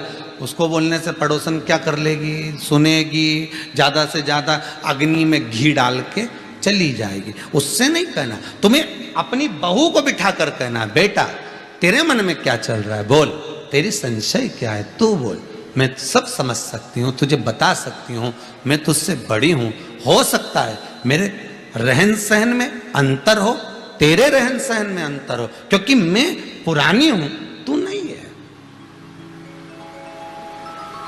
सास अपनी बहू को पुराने में ढालना चाहती है, बहू अपनी सास को नए में ढालना चाहती है, विवाद यहीं हो जाता है। विवाद अपने दिल की बात कहो तो जो तुम्हारे नजदीक में है, तुम्हारे पास में है, उससे कहो। इतनी कथा से समझ में आ रहा है ना तुमको, जो तुम्हारे करीब में उससे कहो, इसी को समझना है। भगवान रहते हैं बैकुंठ में, ब्रह्मदेव रहते हैं ब्रह्मलोक में, इंद्र रहते हैं इंद्रलोक में। तुम्हारे सबसे करीब में कौन है? जितने लोग कथा सुन रहे हो दिल से बोल दो, तुम्हारे सबसे करीब में कौन है? हर कंकर में शंकर, मृत्यु लोक का देव अधिदेव है महादेव। यहाँ रहता कौन है? शंकर। अब तुम उससे ही नहीं कहो, बाकी के सबसे कहो भगवान ऐसा कर दे, भगवान वैसा कर दे। भगवान भी के जो पास में उससे तो कह ले, चाबी तो वही देगी। तुम पड़ोसन को कितनी भी चाय पिला लो, तुम पड़ोसन को कितनी भी रोटी खिला लो, जायदाद का हिस्सा क्या पड़ोसन देगी तुमको? नहीं। तुम चाय पिलाओ चाहे रोटी खिलाओ चाहे अचार डलवा, पर जायदाद का हिस्सा सास ही देगी, भले तुम पूछो चाहे मत पूछो। उसी तरह मृत्यु लोक का देव अधिदेव है महादेव। अगर कुछ मांगना है, अगर कुछ कहना है, दिल की बात तुम्हें सुनाना है, तो उसके पास जाकर कहो, आज मैं बड़ी दुखी हूं, आज मुझे ये काम नहीं हुआ भोलेनाथ, मैं बड़ा तकलीफ में हूं, मैं बड़ा कष्ट में। अपने दिल की बात उस देव अधिदेव महादेव से कहो तो, जो तुम्हारे पास में है, तुम्हारे नजदीक में है।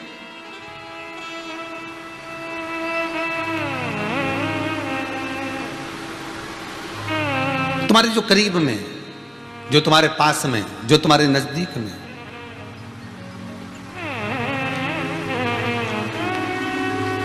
अरे भाई,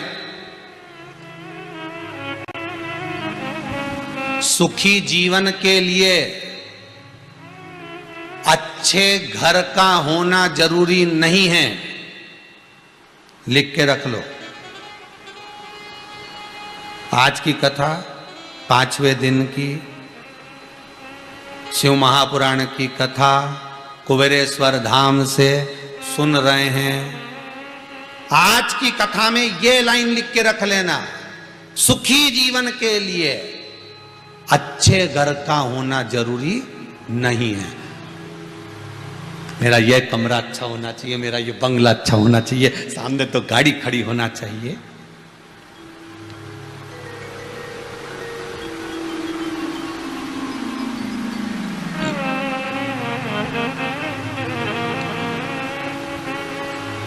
जितने लोग कथा सुन रहे हो ना, तुम में से कम 40-50% लोग तो ऐसे होंगे जो सोच के बैठे होंगे कि बहुत दिन हो गए ऐसे मकान में रहते रहते, हम तो अच्छा मकान बनाएंगे। अब ये तो फ्लैट में रह रहे, ऐसी जगह रह रहे, 2 कमरे में हमारी जिंदगी निकले जा रही है, कोई बड़ा बंगला बनाएंगे, बड़ा मकान।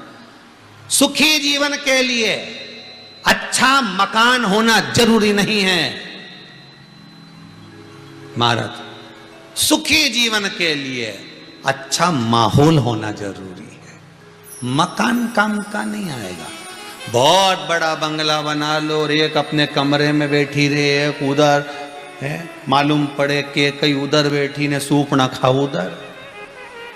अब करे क्या? बीच में क्या करे इसे मकान का? जितने लोग कथा सुन रहे, ईमानदारी से बोलना, मकान से जीवन सुखी हो सकता है क्या? अरे बोलो तो रे, मकान से जीवन सुखी नहीं होगा, माहौल से जीवन सुखी होगा। भले छोटा मकान हो, भले कैसा टूटा फूटा मकान हो, पर उसमें दिल अच्छे होना चाहिए, रहने वाले का स्वभाव अच्छा होना चाहिए, माहौल अच्छा होना चाहिए।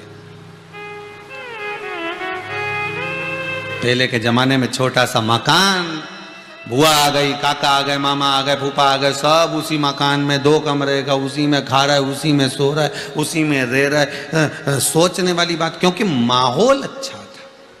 अब मकान तो बढ़ गया पर माहौल बिगड़ गया। मकान तो बहुत बड़े बड़े बन गए साहब,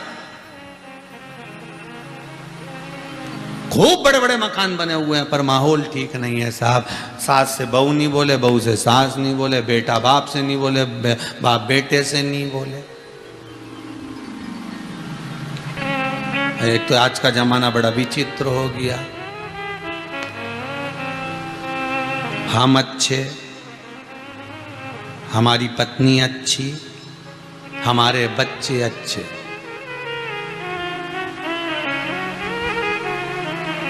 परिवार से कोई मतलब नहीं, ये सब टाइम टाइम पे खाने के लच्छे है और कोई अच्छे नहीं। बस परिवार व्यक्ति को कब दिखता है? जब समय आता है, जब जरूरत पड़ती है, तब परिवार के लोग दिखना चाहिए। बाकी के तो हमारी पत्नी, हमारे बच्चे, हमारी पत्नी, हमारे बच्चे, हमारी पत्नी, हमारे बच्चे। ना सास, ना ससुर, ना नाते, ना रिश्ते, ना देख, ना जेठानी, ना कुटुंब, ना कबीला, कोई काम का नहीं। सबको कोसते रहे जीवन भर, केवल यही अच्छे दिखे। वक्त आने पर काम पड़ा तो वो लच्छे दिखे खाने के लिए। व्यक्ति की जिंदगी बस उतनी हो गई, खुद की पत्नी, खुद और खुद का बच्चा, बस ये अच्छे लगना चाहिए। तूने खाना खाया कि नहीं खाया? जल्दी खा लिया कर, अब सब परिवार वाले आए उससे पहले खा लिया कर। क्यों नहीं खाती? पत्नी अच्छी लग रही है, बच्चे अच्छे लग रहे हैं, खुद अच्छा लग रहा है, और बाकी के लोग कोई ठीक नहीं। बाकी के लोग कोई ठीक नहीं, सब बेकार दिख रहा है। बस यही अच्छा।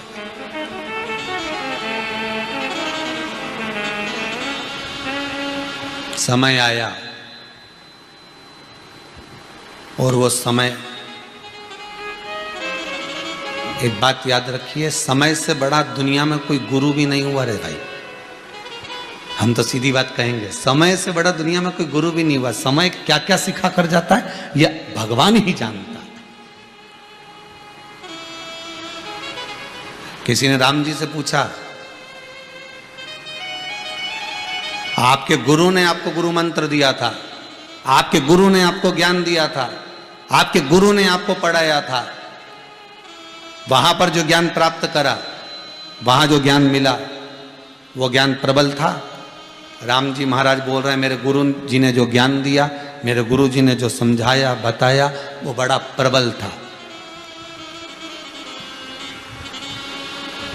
तो राम जी से पूछा कोई और भी गुरु बना जीवन में? राम जी ने कहा समय बड़ा गुरु है, सबसे प्रबल गुरु है समय। राम जी बोले 14 वर्ष के वनवास में जब मैं वन में विचरण करता हुआ जा रहा हूं, 14 वर्ष के वनवास में जब मैं जा रहा हूं, समय से बड़ा दुनिया में कोई गुरु नहीं होगा। उसने मुझे बहुत कुछ सिखा दिया, बहुत कुछ सिखाया है। कोई क्या सिखाएगा साहब? समय सब कुछ, उससे बड़ा कोई गुरु हो ही नहीं सकता। धन होगा सब सामने होंगे, दुख होगा पैसा नहीं होगा तब अपने भी हाथ खींच लेंगे। समय सिखाता है।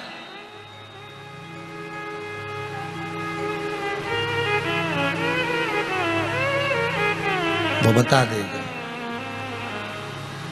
काल अधिपति महाकाल बता देता है कि ये काल के समय तेरा ये गड़बड़ आ गया है, देख ले, समझ ले।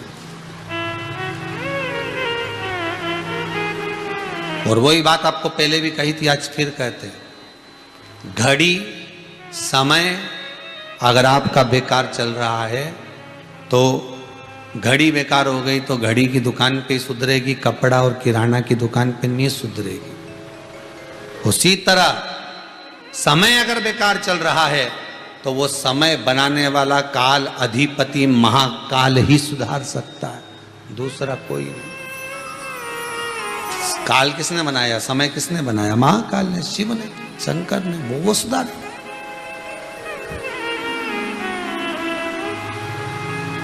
झूठी दुनिया से मन को हटा ले, ध्यान भोले के चरण में लगा ले, नसीबा तेरा जाग जाएगा, नसीबा तेरा जाग जाएगा, नसीबा तेरा जाग जाएगा, नसीबा तेरा जाग जाएगा।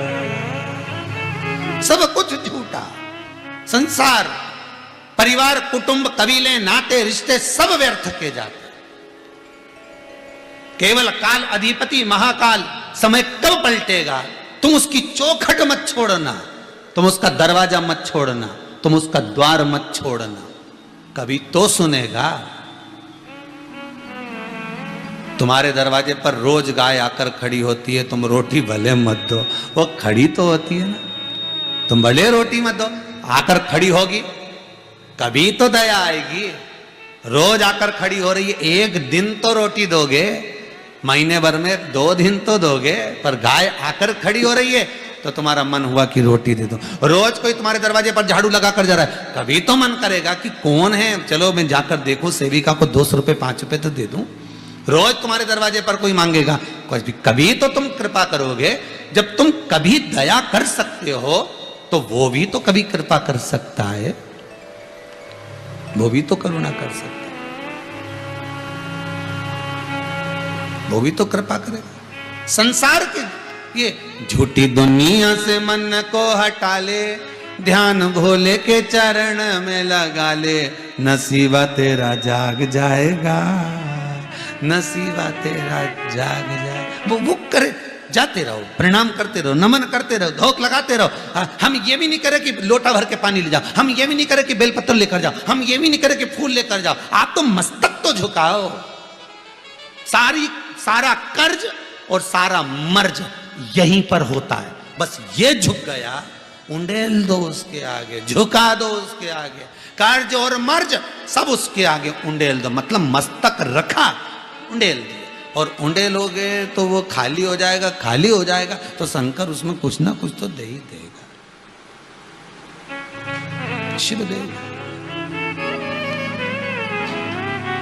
भोले अपने दर से अब तो न टालो, गिरा जा रहा हूँ, उठा लो, उठा।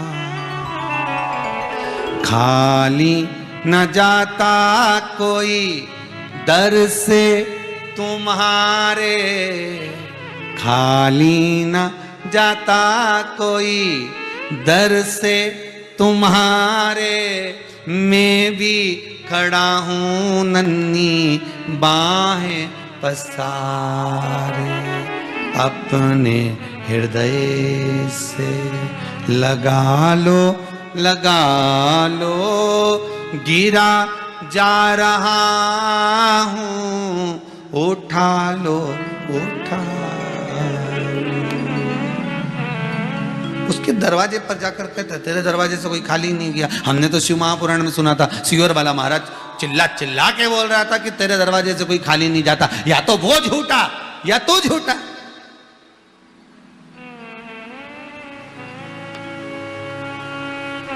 तुम तो उससे कहो ना जाके।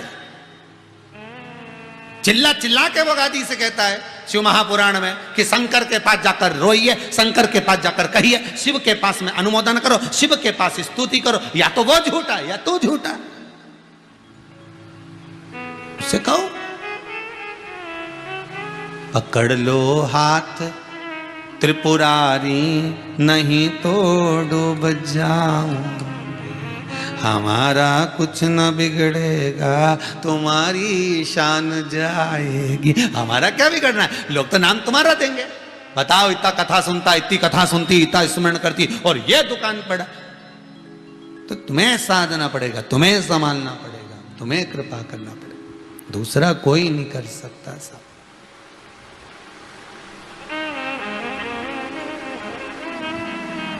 दूसरा कौन करेगा? देव, शिव को देव, जो देना है देव, पर भाव से, निर्मल चित्त से, निर्मल मन से।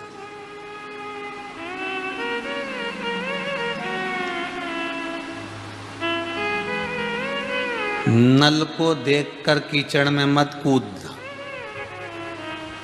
नल को देखकर कीचड़ में मत कूदना। कभी कभी नल में पानी भी नहीं रहता, बहुत ध्यान रखना। नहीं तो तुम्हारा क्या भरोसा, नल लगाए कीचड़ में कूद गए। अभी आऊं कीचड़ में से पाँव धुलूंगा, और जो देखा नहीं चालू करे टोटी के, तो टोटी नहीं चलेगा नल की है, और पाँव नहीं धोया तो कीचड़ में बिड़ा रिया। तो फिर किसी ने कहा बताओ, ये तो बहुत गलत बात है। कि क्या गलत बात है? नल तो चालू होना चाहिए था। तो नल के मालिक से कहा ये नल क्यों नहीं चल रहा? तो क्या हमारी मर्जी, नल हमारा, पानी हमारा, हम नहीं चालू करना जा। तो हम तो नल देख के कीचड़ में कूद गए। हमने तो नल देखा ना कीचड़ में कूद गए। शास्त्र कहता है बहुत धन देखकर, बहुत पैसा देखकर, आसक्तियों में, काम में, लोभ में, व्यसन में, मांसाहार, मदिरापान, जुआ, गलत जगह पर मत कूद जाना कि नल चालू है, पानी आ रहा है, धन आ रहा है। तो धन आते को देखकर कहीं गलत जगह पर मत चले जाना, कीचड़ में मत कूद जाना। कभी भी बंद हो जाए इसका कोई ठिकाना। संभल कर चलो।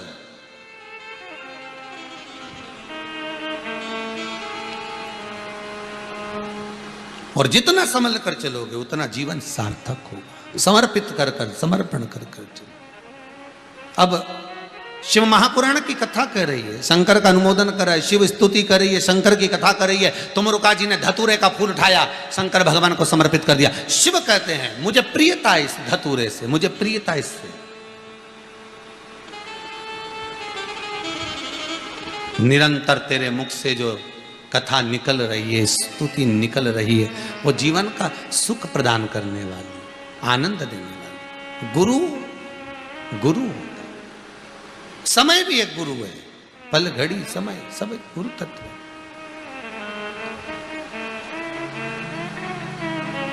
कार्तिकेय महाराज ने एक दिन अपनी माता पार्वती से एक प्रश्न किया, माता मेरा एक प्रश्न है। माता बोली बोलो क्या प्रश्न है, क्या तुम्हारा, बोली क्या प्रश्न है, बोलिए। कार्तिकेय महाराज जी कह रहे हैं मां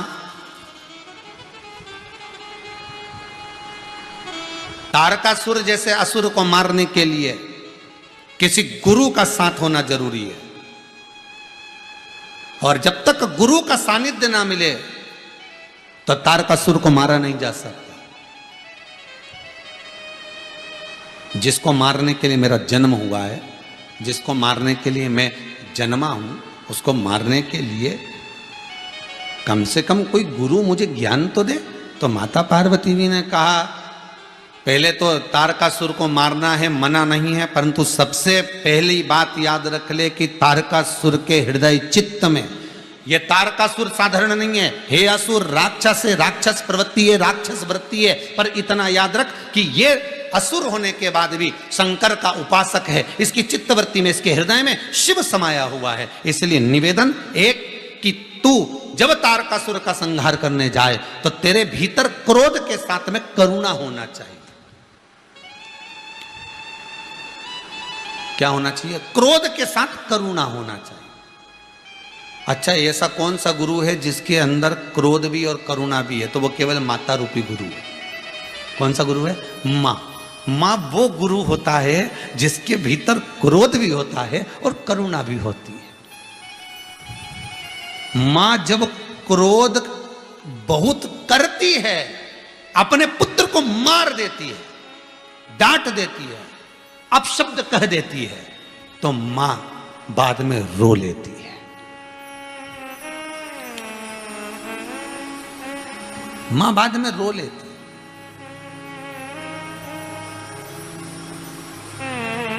दुनिया का एक गुरु है, प्रथम गुरु मां। सबसे पहले नंबर का गुरु है मां, दूसरे नंबर का पिता, तीसरे नंबर का शिक्षक, चौथे नंबर का सदगुरु, और वो प्रथम नंबर का गुरु मां। वो गुरु है। जब क्रोध में आती है, बहुत क्रोध करती है, चिल्ला चोट करती है, अपशब्द करती है, ताने देती है, गालियां देती है, मार भी देती है, पर बाद में रो भी लेती है, क्योंकि क्रोध के साथ करुणा केवल मां ही कर सकती है। पिता अपने पुत्र को चिल्लाकर, डांट कर, मार कर रोता नहीं है, दुकान चले जाता है, ऑफिस चले जाता है, कहीं बाहर चले जाता है, पर रोएगा नहीं। पर मां बोलने के बाद रो भी लेती है। मां रोती है। कार्तिकेय जी कह रहे हैं, मां आप कह रही हो कि क्रोध करना पर करुणा रखना, क्योंकि इसके हृदय में, तारकासुर के हृदय में शिव बैठा है।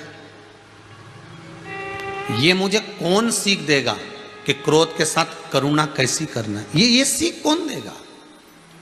ये ज्ञान कौन देगा? ये समझाएगा कौन मुझको? कौन बताएगा कि क्रोध के साथ में करुणा कैसे करना? कौन कहेगा?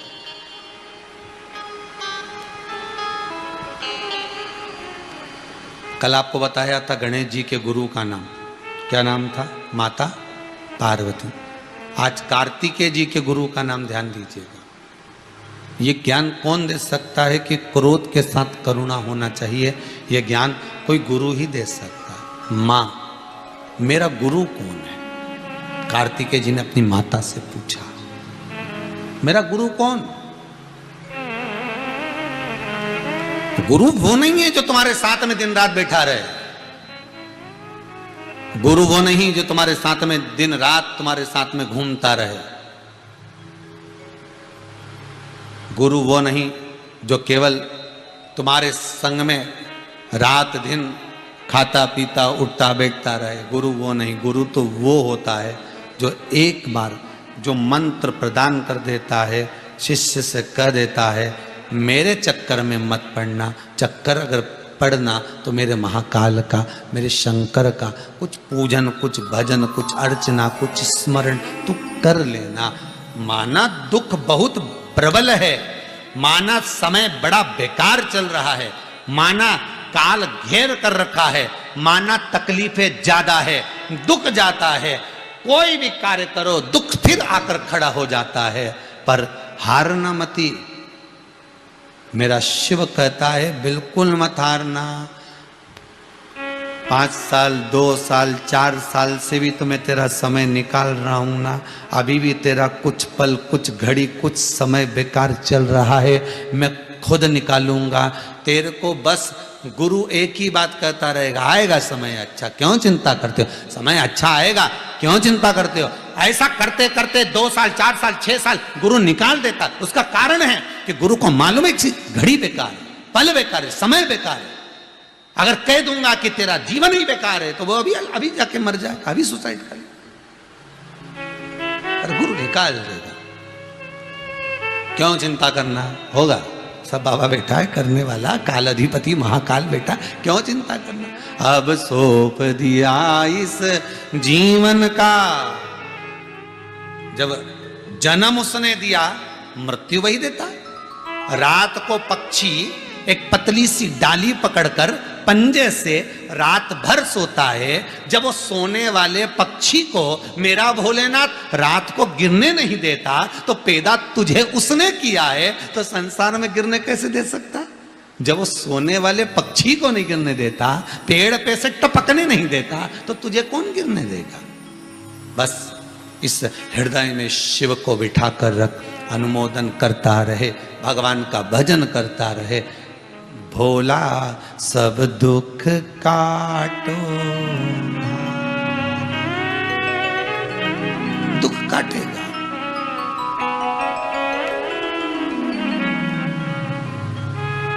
बंधन वही छुड़ा सकता है, दूसरा नहीं। मां मेरा गुरु कौन, कार्तिकेय जी महाराज माता पार्वती से कह रहे हैं, मैं किसके पास जाऊं कि क्रोध और करुणा दोनों का ज्ञान दे दे मुझे। क्रोध और करुणा, ऐसा मेरा कौन गुरु है जो क्रोध और करुणा का दर्शन करा दे मुझको। माता पार्वती ने कहा तेरे पिता के तेज पुंज से, उस तेज पुंज को ले जाकर गंगा जी को दिया गया, तू गंगा से उत्पन्न हुआ है। तेरे 6 शरीर थे, उसको एक करा कृतिकाओं ने, मुख 6 रह गए। चले जा गंगा के पास। देखिए मां अपने पुत्र को गुरु के पास भेज रही है। गंगा जैसा कोई गुरु नहीं, क्रोध और करुणा दोनों दिखाती है गंगा। जिस समय अपने पर आ जाती है, आसपास के ना जाने कितनों को बहा कर ले जाती है गंगा, कितनों को। और करुणा भी अगर दिखाती है तो वो गंगा दिखाती है अपने जल की शीतलता, निर्मलता से, पवित्रता से कजन कितनों को पार लगा देती है वो गंगा। पार्वती जी बोल रही हैं गंगा जी के पास जा, वो गंगा तेरा गुरु है, वो माता गंगा तेरा गुरु है, और वो गुरु तुझे क्रोध भी दिखाएगा और करुणा भी दिखाएगा। क्रोध और करुणा दोनों दिखाएगा। मेरा गुरु कौन है, पार्वती जी कहती तेरा गुरु गंगा है, जो क्रोध भी करती है और करुणा भी करती है। क्रोध भी कर रही है और करुणा भी कर रही है। मां गंगा, मां मेरी गुरु, हां। वो मां कैसी होगी, मां जो अपने बच्चे को नहीं पाल सकी। कार्तिकेय का प्रश्न देखिए कितना प्रबल होगा, कितना प्रबल प्रश्न। कार्तिकेय ने कहा जो अपने बच्चों को नहीं पाल सकी और कृतिकाओं को दे दिया, कृतिकाओं ने मेरा पालन करा, गंगा मैया मुझे नहीं पाल सकी, जिसने जन्म दिया वो नहीं पाल सकी। पार्वती जी ने कहा ये व्यर्थ सोच है तुम्हारी, व्यर्थ सोच। कई बार पति अपनी पत्नी से कह देता है कि मेरी मां ने मुझे जन्म दिया पर मेरे को कभी प्रेम नहीं करा, हमेशा करा तो बड़े को करा, छोटे को करा, मंझले को करा, इसको करा, पर मेरी मां ने कभी मुझसे प्रेम नहीं करा, हमेशा मेरे लिए तो नकारा ही रहा। कभी कोई काम पड़ा 1 रुपया का सपोर्ट नहीं करा, और बड़े भैया ने कहा सपोर्ट कर दिया, छोटे ने कहा सपोर्ट कर दिया। कई बार पति अपनी पत्नी से यह संबोधन कहता है, तो धर्म पत्नी अगर ज्ञानवान है, चतुर है, विद्वान है तो कह सकती है सुनो, मां ने तुम्हें जन्म दिया है, मां ने तुम्हें पढ़ाया है, मां ने तुम्हें बड़ा किया है, मां ने अपना दूध पिलाया है, मां सब कुछ कर सकती है पर भाग्य नहीं बना सकती। अब तुम्हारी किस्मत में जो लिखा है वो तो तुम्हें भोगना है। दोष किसको देते हो, बड़े भाई को? दोष किसको देते हो, छोटे भाई को? ज्यादा जमीन नहीं मिली इसके लिए, कम जमीन मिली इसके लिए, जरा सा धन नहीं मिला उसके लिए दोष किसको देते हो? भाई को। दोष किसको देते हो? परिवार को। दोष किसको देते हो? पिता को। दोष किसको देते हो? माता को। दोष किसी को मत देना, दोष अपने भाग्य को देना। क्योंकि माँ ने बराबर का पढ़ाया था, माँ ने बराबर का दूध पिलाया था, माँ ने बराबर की परवरिश करी थी, माँ ने बराबर का तुझे दवाई गोली औषधि भोजन कराया था, माँ ने बराबर की तुझे सीख दी थी, पर भाग्य तेरा होगा ऐसा, इसलिए दुख तेरी किस्मत में लिखा होगा। दोष दुनिया को मत दीजिए कि दुनिया बुरी है, दोष अपने आप को दीजिए कि हम कैसे हैं, हम दुनिया हमारी क्यों नहीं हो पा रही, जगत हमारा कैसे नहीं हो पा रहा, हम जगत के क्यों नहीं बन पा रहे, क्योंकि हम में अहंकार, हम में अकड़, हम में काम, लोभ, आसक्ति, तृष्णा, वासना कुछ तो ऐसी होगी जो हम दुनिया के नहीं हो पा रहे, कुछ तो होगा।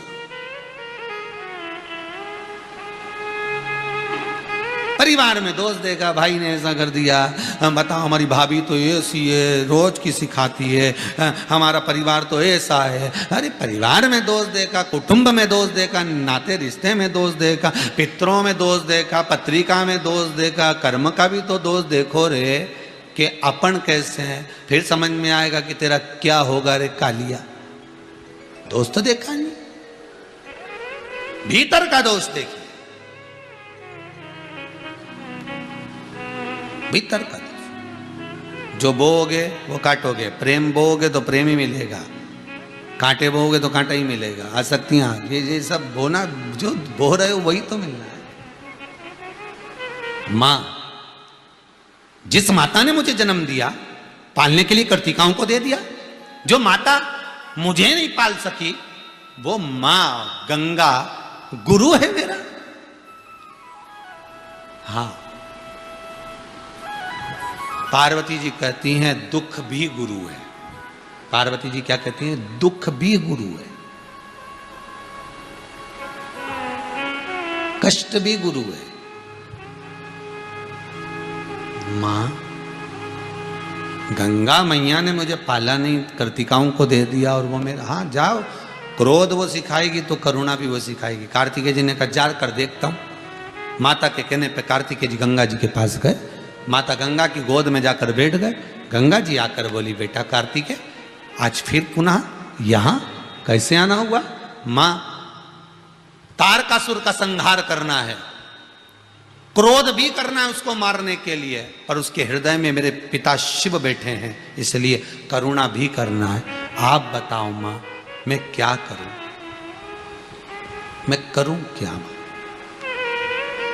कार्तिकेय आज अपने गुरु से पूछ रहे हैं मेरे को क्या करना है, क्या करूं? माता गंगा कहती है सुनो पुत्र कार्तिकेय, सुनो पुत्र कार्तिकेय, जिस समय तुम तारकासुर का संहार करने जाओ, तुम्हारे चेहरे पर क्रोध होना चाहिए, बड़ा प्रबल क्रोध होना चाहिए। बिना क्रोध के व्यक्ति किसी से युद्ध नहीं लड़ सकता। क्रोध हो तुम्हारा, तारकासुर का जब तुम संहार करो उस समय पर तुम्हारे भीतर क्रोध होना चाहिए, पर तारकासुर को जब तुम भूमि पर पड़ा हुआ देखो तब तुम्हारे भीतर करुणा होना चाहिए। बहुत ध्यान देना इस कथा पर। सुख में भले किसी का साथ मत दो, पर दुख में साथ जरूर देना, बहुत साथ देना। हो सकता है जिस व्यक्ति का आप दुख में साथ दे रहे हो, वो व्यक्ति की जिंदगी में तुम्हारा थोड़ा सा सपोर्ट, थोड़ा सा तुम्हारा दिया हुआ धन, थोड़ा सा दिया हुआ तुम्हारा ज्ञान, थोड़ा सा बल उस दुखी व्यक्ति के जीवन में कब सुख पैदा कर दे और वो ना जाने कहां जाकर बैठ जाए, तो कम से कम आज नहीं तो कल तुम्हारे तो काम आएगा। सुख में भले ना दीजिए, पर दुख में बड़ा बल दीजिए। ये बात हमने एक बार कथा में कही थी, आप लोगों को ध्यान में होगा। दुर्गापुर की जब कथा करी थी, तो दुर्गापुर की कथा में एक बात कही थी कि किसी के यहां पर शादी ब्याह हो ना, तो शादी ब्याह में लिफाफा देना बंद कर दो। हमने ये बात दुर्गापुर की कथा में कही है। किसी की भी शादी में जाओ, लिफाफा भले मत दो। तुम्हारे 100 रुपए, 500 रुपए, 1000 रुपए, 2000 रुपए, इसका लिफाफा मत दो तुम। पर एक बात याद रखना, किसी के यहां पर वो लिफाफा तुम लिख के रखना कि इसके लड़के की शादी थी, मेरे को देना था 500 रुपए का, तुम नहीं दिया, 500 रुपए मेरे को देना। लिख के रखो 500 रुपए तुम्हें लिफाफे में देना। अब वो 500 रुपए का लिफाफा तुम संभाल के रखो। जब किसी उसी व्यक्ति के यहाँ, ऐसा तो कोई संसार में जन्मा नहीं जिसके यहाँ कष्ट नहीं आएगा, दुख नहीं आएगा, बीमारी नहीं आएगी। जब उसके यहाँ कोई दुख आए, कष्ट आए, बीमारी आए, रोग आए, व्यक्ति हॉस्पिटल में अगर पड़ा हुआ है, उसके परिवार का कोई व्यक्ति दुखी है, इतना पैसा हॉस्पिटल में लग रहा है, ढेरों। अभी कोरोना महामारी में तुमने देखा होगा, एक एक इंजेक्शन 20-20 हजार का, एक एक वेंटिलेटर मशीन में ये ऑक्सीजन, ये दवाई, ये लाखों रुपए लोगों का लग गया। उस समय पर उसके पास में अगर कुछ नहीं है, तुम्हारा 500 रुपए का जो लिफाफा शादी में देने वाले थे, वो लिफाफा आज उसको देखने जाओ, उसके पुत्र पुत्री पत्नी के हाथ में थमा कराना ही रखना, जरूरत पड़े तो बताना, दवाई तो आ जाएगी, एक बोतल तो लग जाएगी, एक औषधि तो आ जाएगी। उस समय पर तुम्हारा 500 रुपया काम आना चाहिए, उस समय पर तुम्हारा 200 रुपया काम आना चाहिए, उस समय पर तुम्हारा 1000 रुपए काम आना चाहिए। शादी में तो वो लगा रहा है, उस समय तो सुख की जिंदगी जी रहा है, वो अपनी जगह पर जरूरत उस समय पर है। भूख लगे तब भोजन खाओगे तो पचेगा भी अच्छा और जीवन में आनंद देगा भी अच्छा। भूखी ना लगे और भोजन करे जाओ, निकल जाओ बाहर। सुख का अनुभव करो, किसी की हेल्प करो, किसी का सहयोग देव कहीं सुख के, वो अपने को सुख प्राप्त हो, अपने को सुख।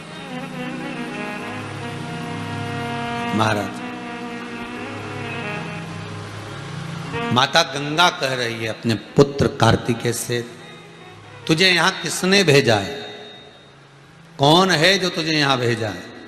मुझे भेजने वाले माता पार्वती, मां पार्वती, मुझे माता पार्वती ने यहां भेजा। माता पार्वती ने, हाँ, इसलिए शिव संवाद कर रहा, इसलिए शंकर का संवाद कर रहा है, इसलिए शिव चरित्र कर रहा है, शंकर का अनुमोदन कर रहा है, शिव महापुराण की कथा कर रही है।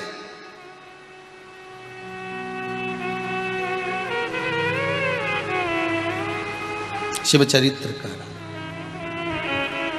गंगा कार्तिकेय से कहती है, जब उसको तुम मारो, क्रोध करो, तब उसके जब प्राण छूटे वो अपनी जगह पर है, पर जब वो भूमि पर पड़ा हो तब तुम करुणा जरूर करना। करुणा कैसी? कैसी करुणा? कैसी करुणा? तब गंगा जी कहती है, उसके हृदय में शिव का वास है, तारकासुर के हृदय। तब प्रयास करना, जब तारकासुर के प्राण छूटे तो उसके हृदय चित्त को शंकर तक पहुंचाने की जवाबदारी आपकी है। करुणा इसको कहते हैं, दुख जब आया है तो पूर्ण तरह से निभाकर उसको संतुष्ट करने की जवाबदारी अपनी।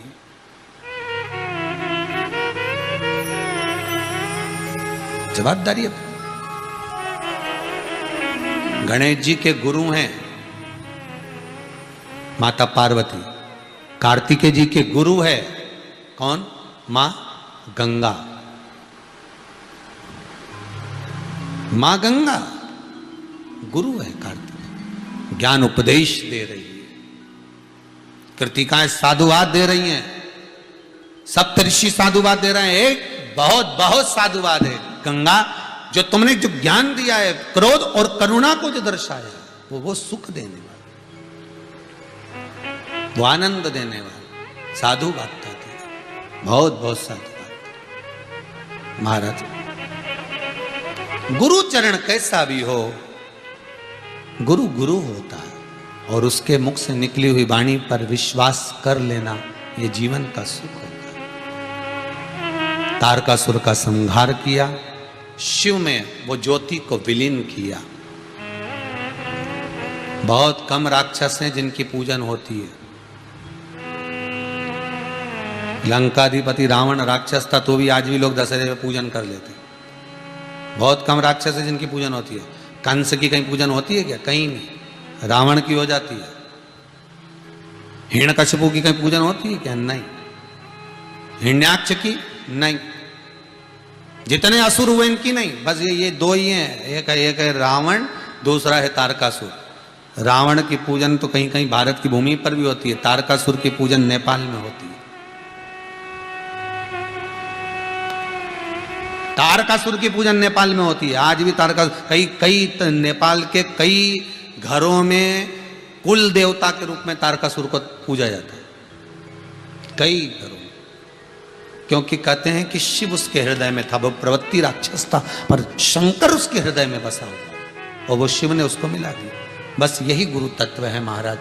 कार्तिकेय महाराज के गुरु श्री गंगा महारानी, उनका आनंद पाया। ऐसी गुरु महिमा को श्रवण करते हुए कल कथा में पार्वती जी के गुरु और भगवान आनंद से श्रवण करने वाले भगवान राघव जी, भगवान कन्हैया जी के आनंद सुख को पाते हुए आगे बढ़ेंगे। और कल बड़े प्रेम से आनंद में श्रवण करते हुए भगवान माता पार्वती के गुरु तत्व को जानते हुए, और स्वयं माता पार्वती अपने गुरु से संवाद करती हैं, उस संवाद को श्रवण करेंगे। जिस संवाद को शंकर भगवान के गले में पड़ा हुआ सांप सुनता है, और वो सर्प केदारेश्वर जाते समय, वो सर्प अमरनाथ की ओर जाते समय, तब वो सर्प अपनी स्तुति भगवान शिव की करता है। उस प्रसंग को जितने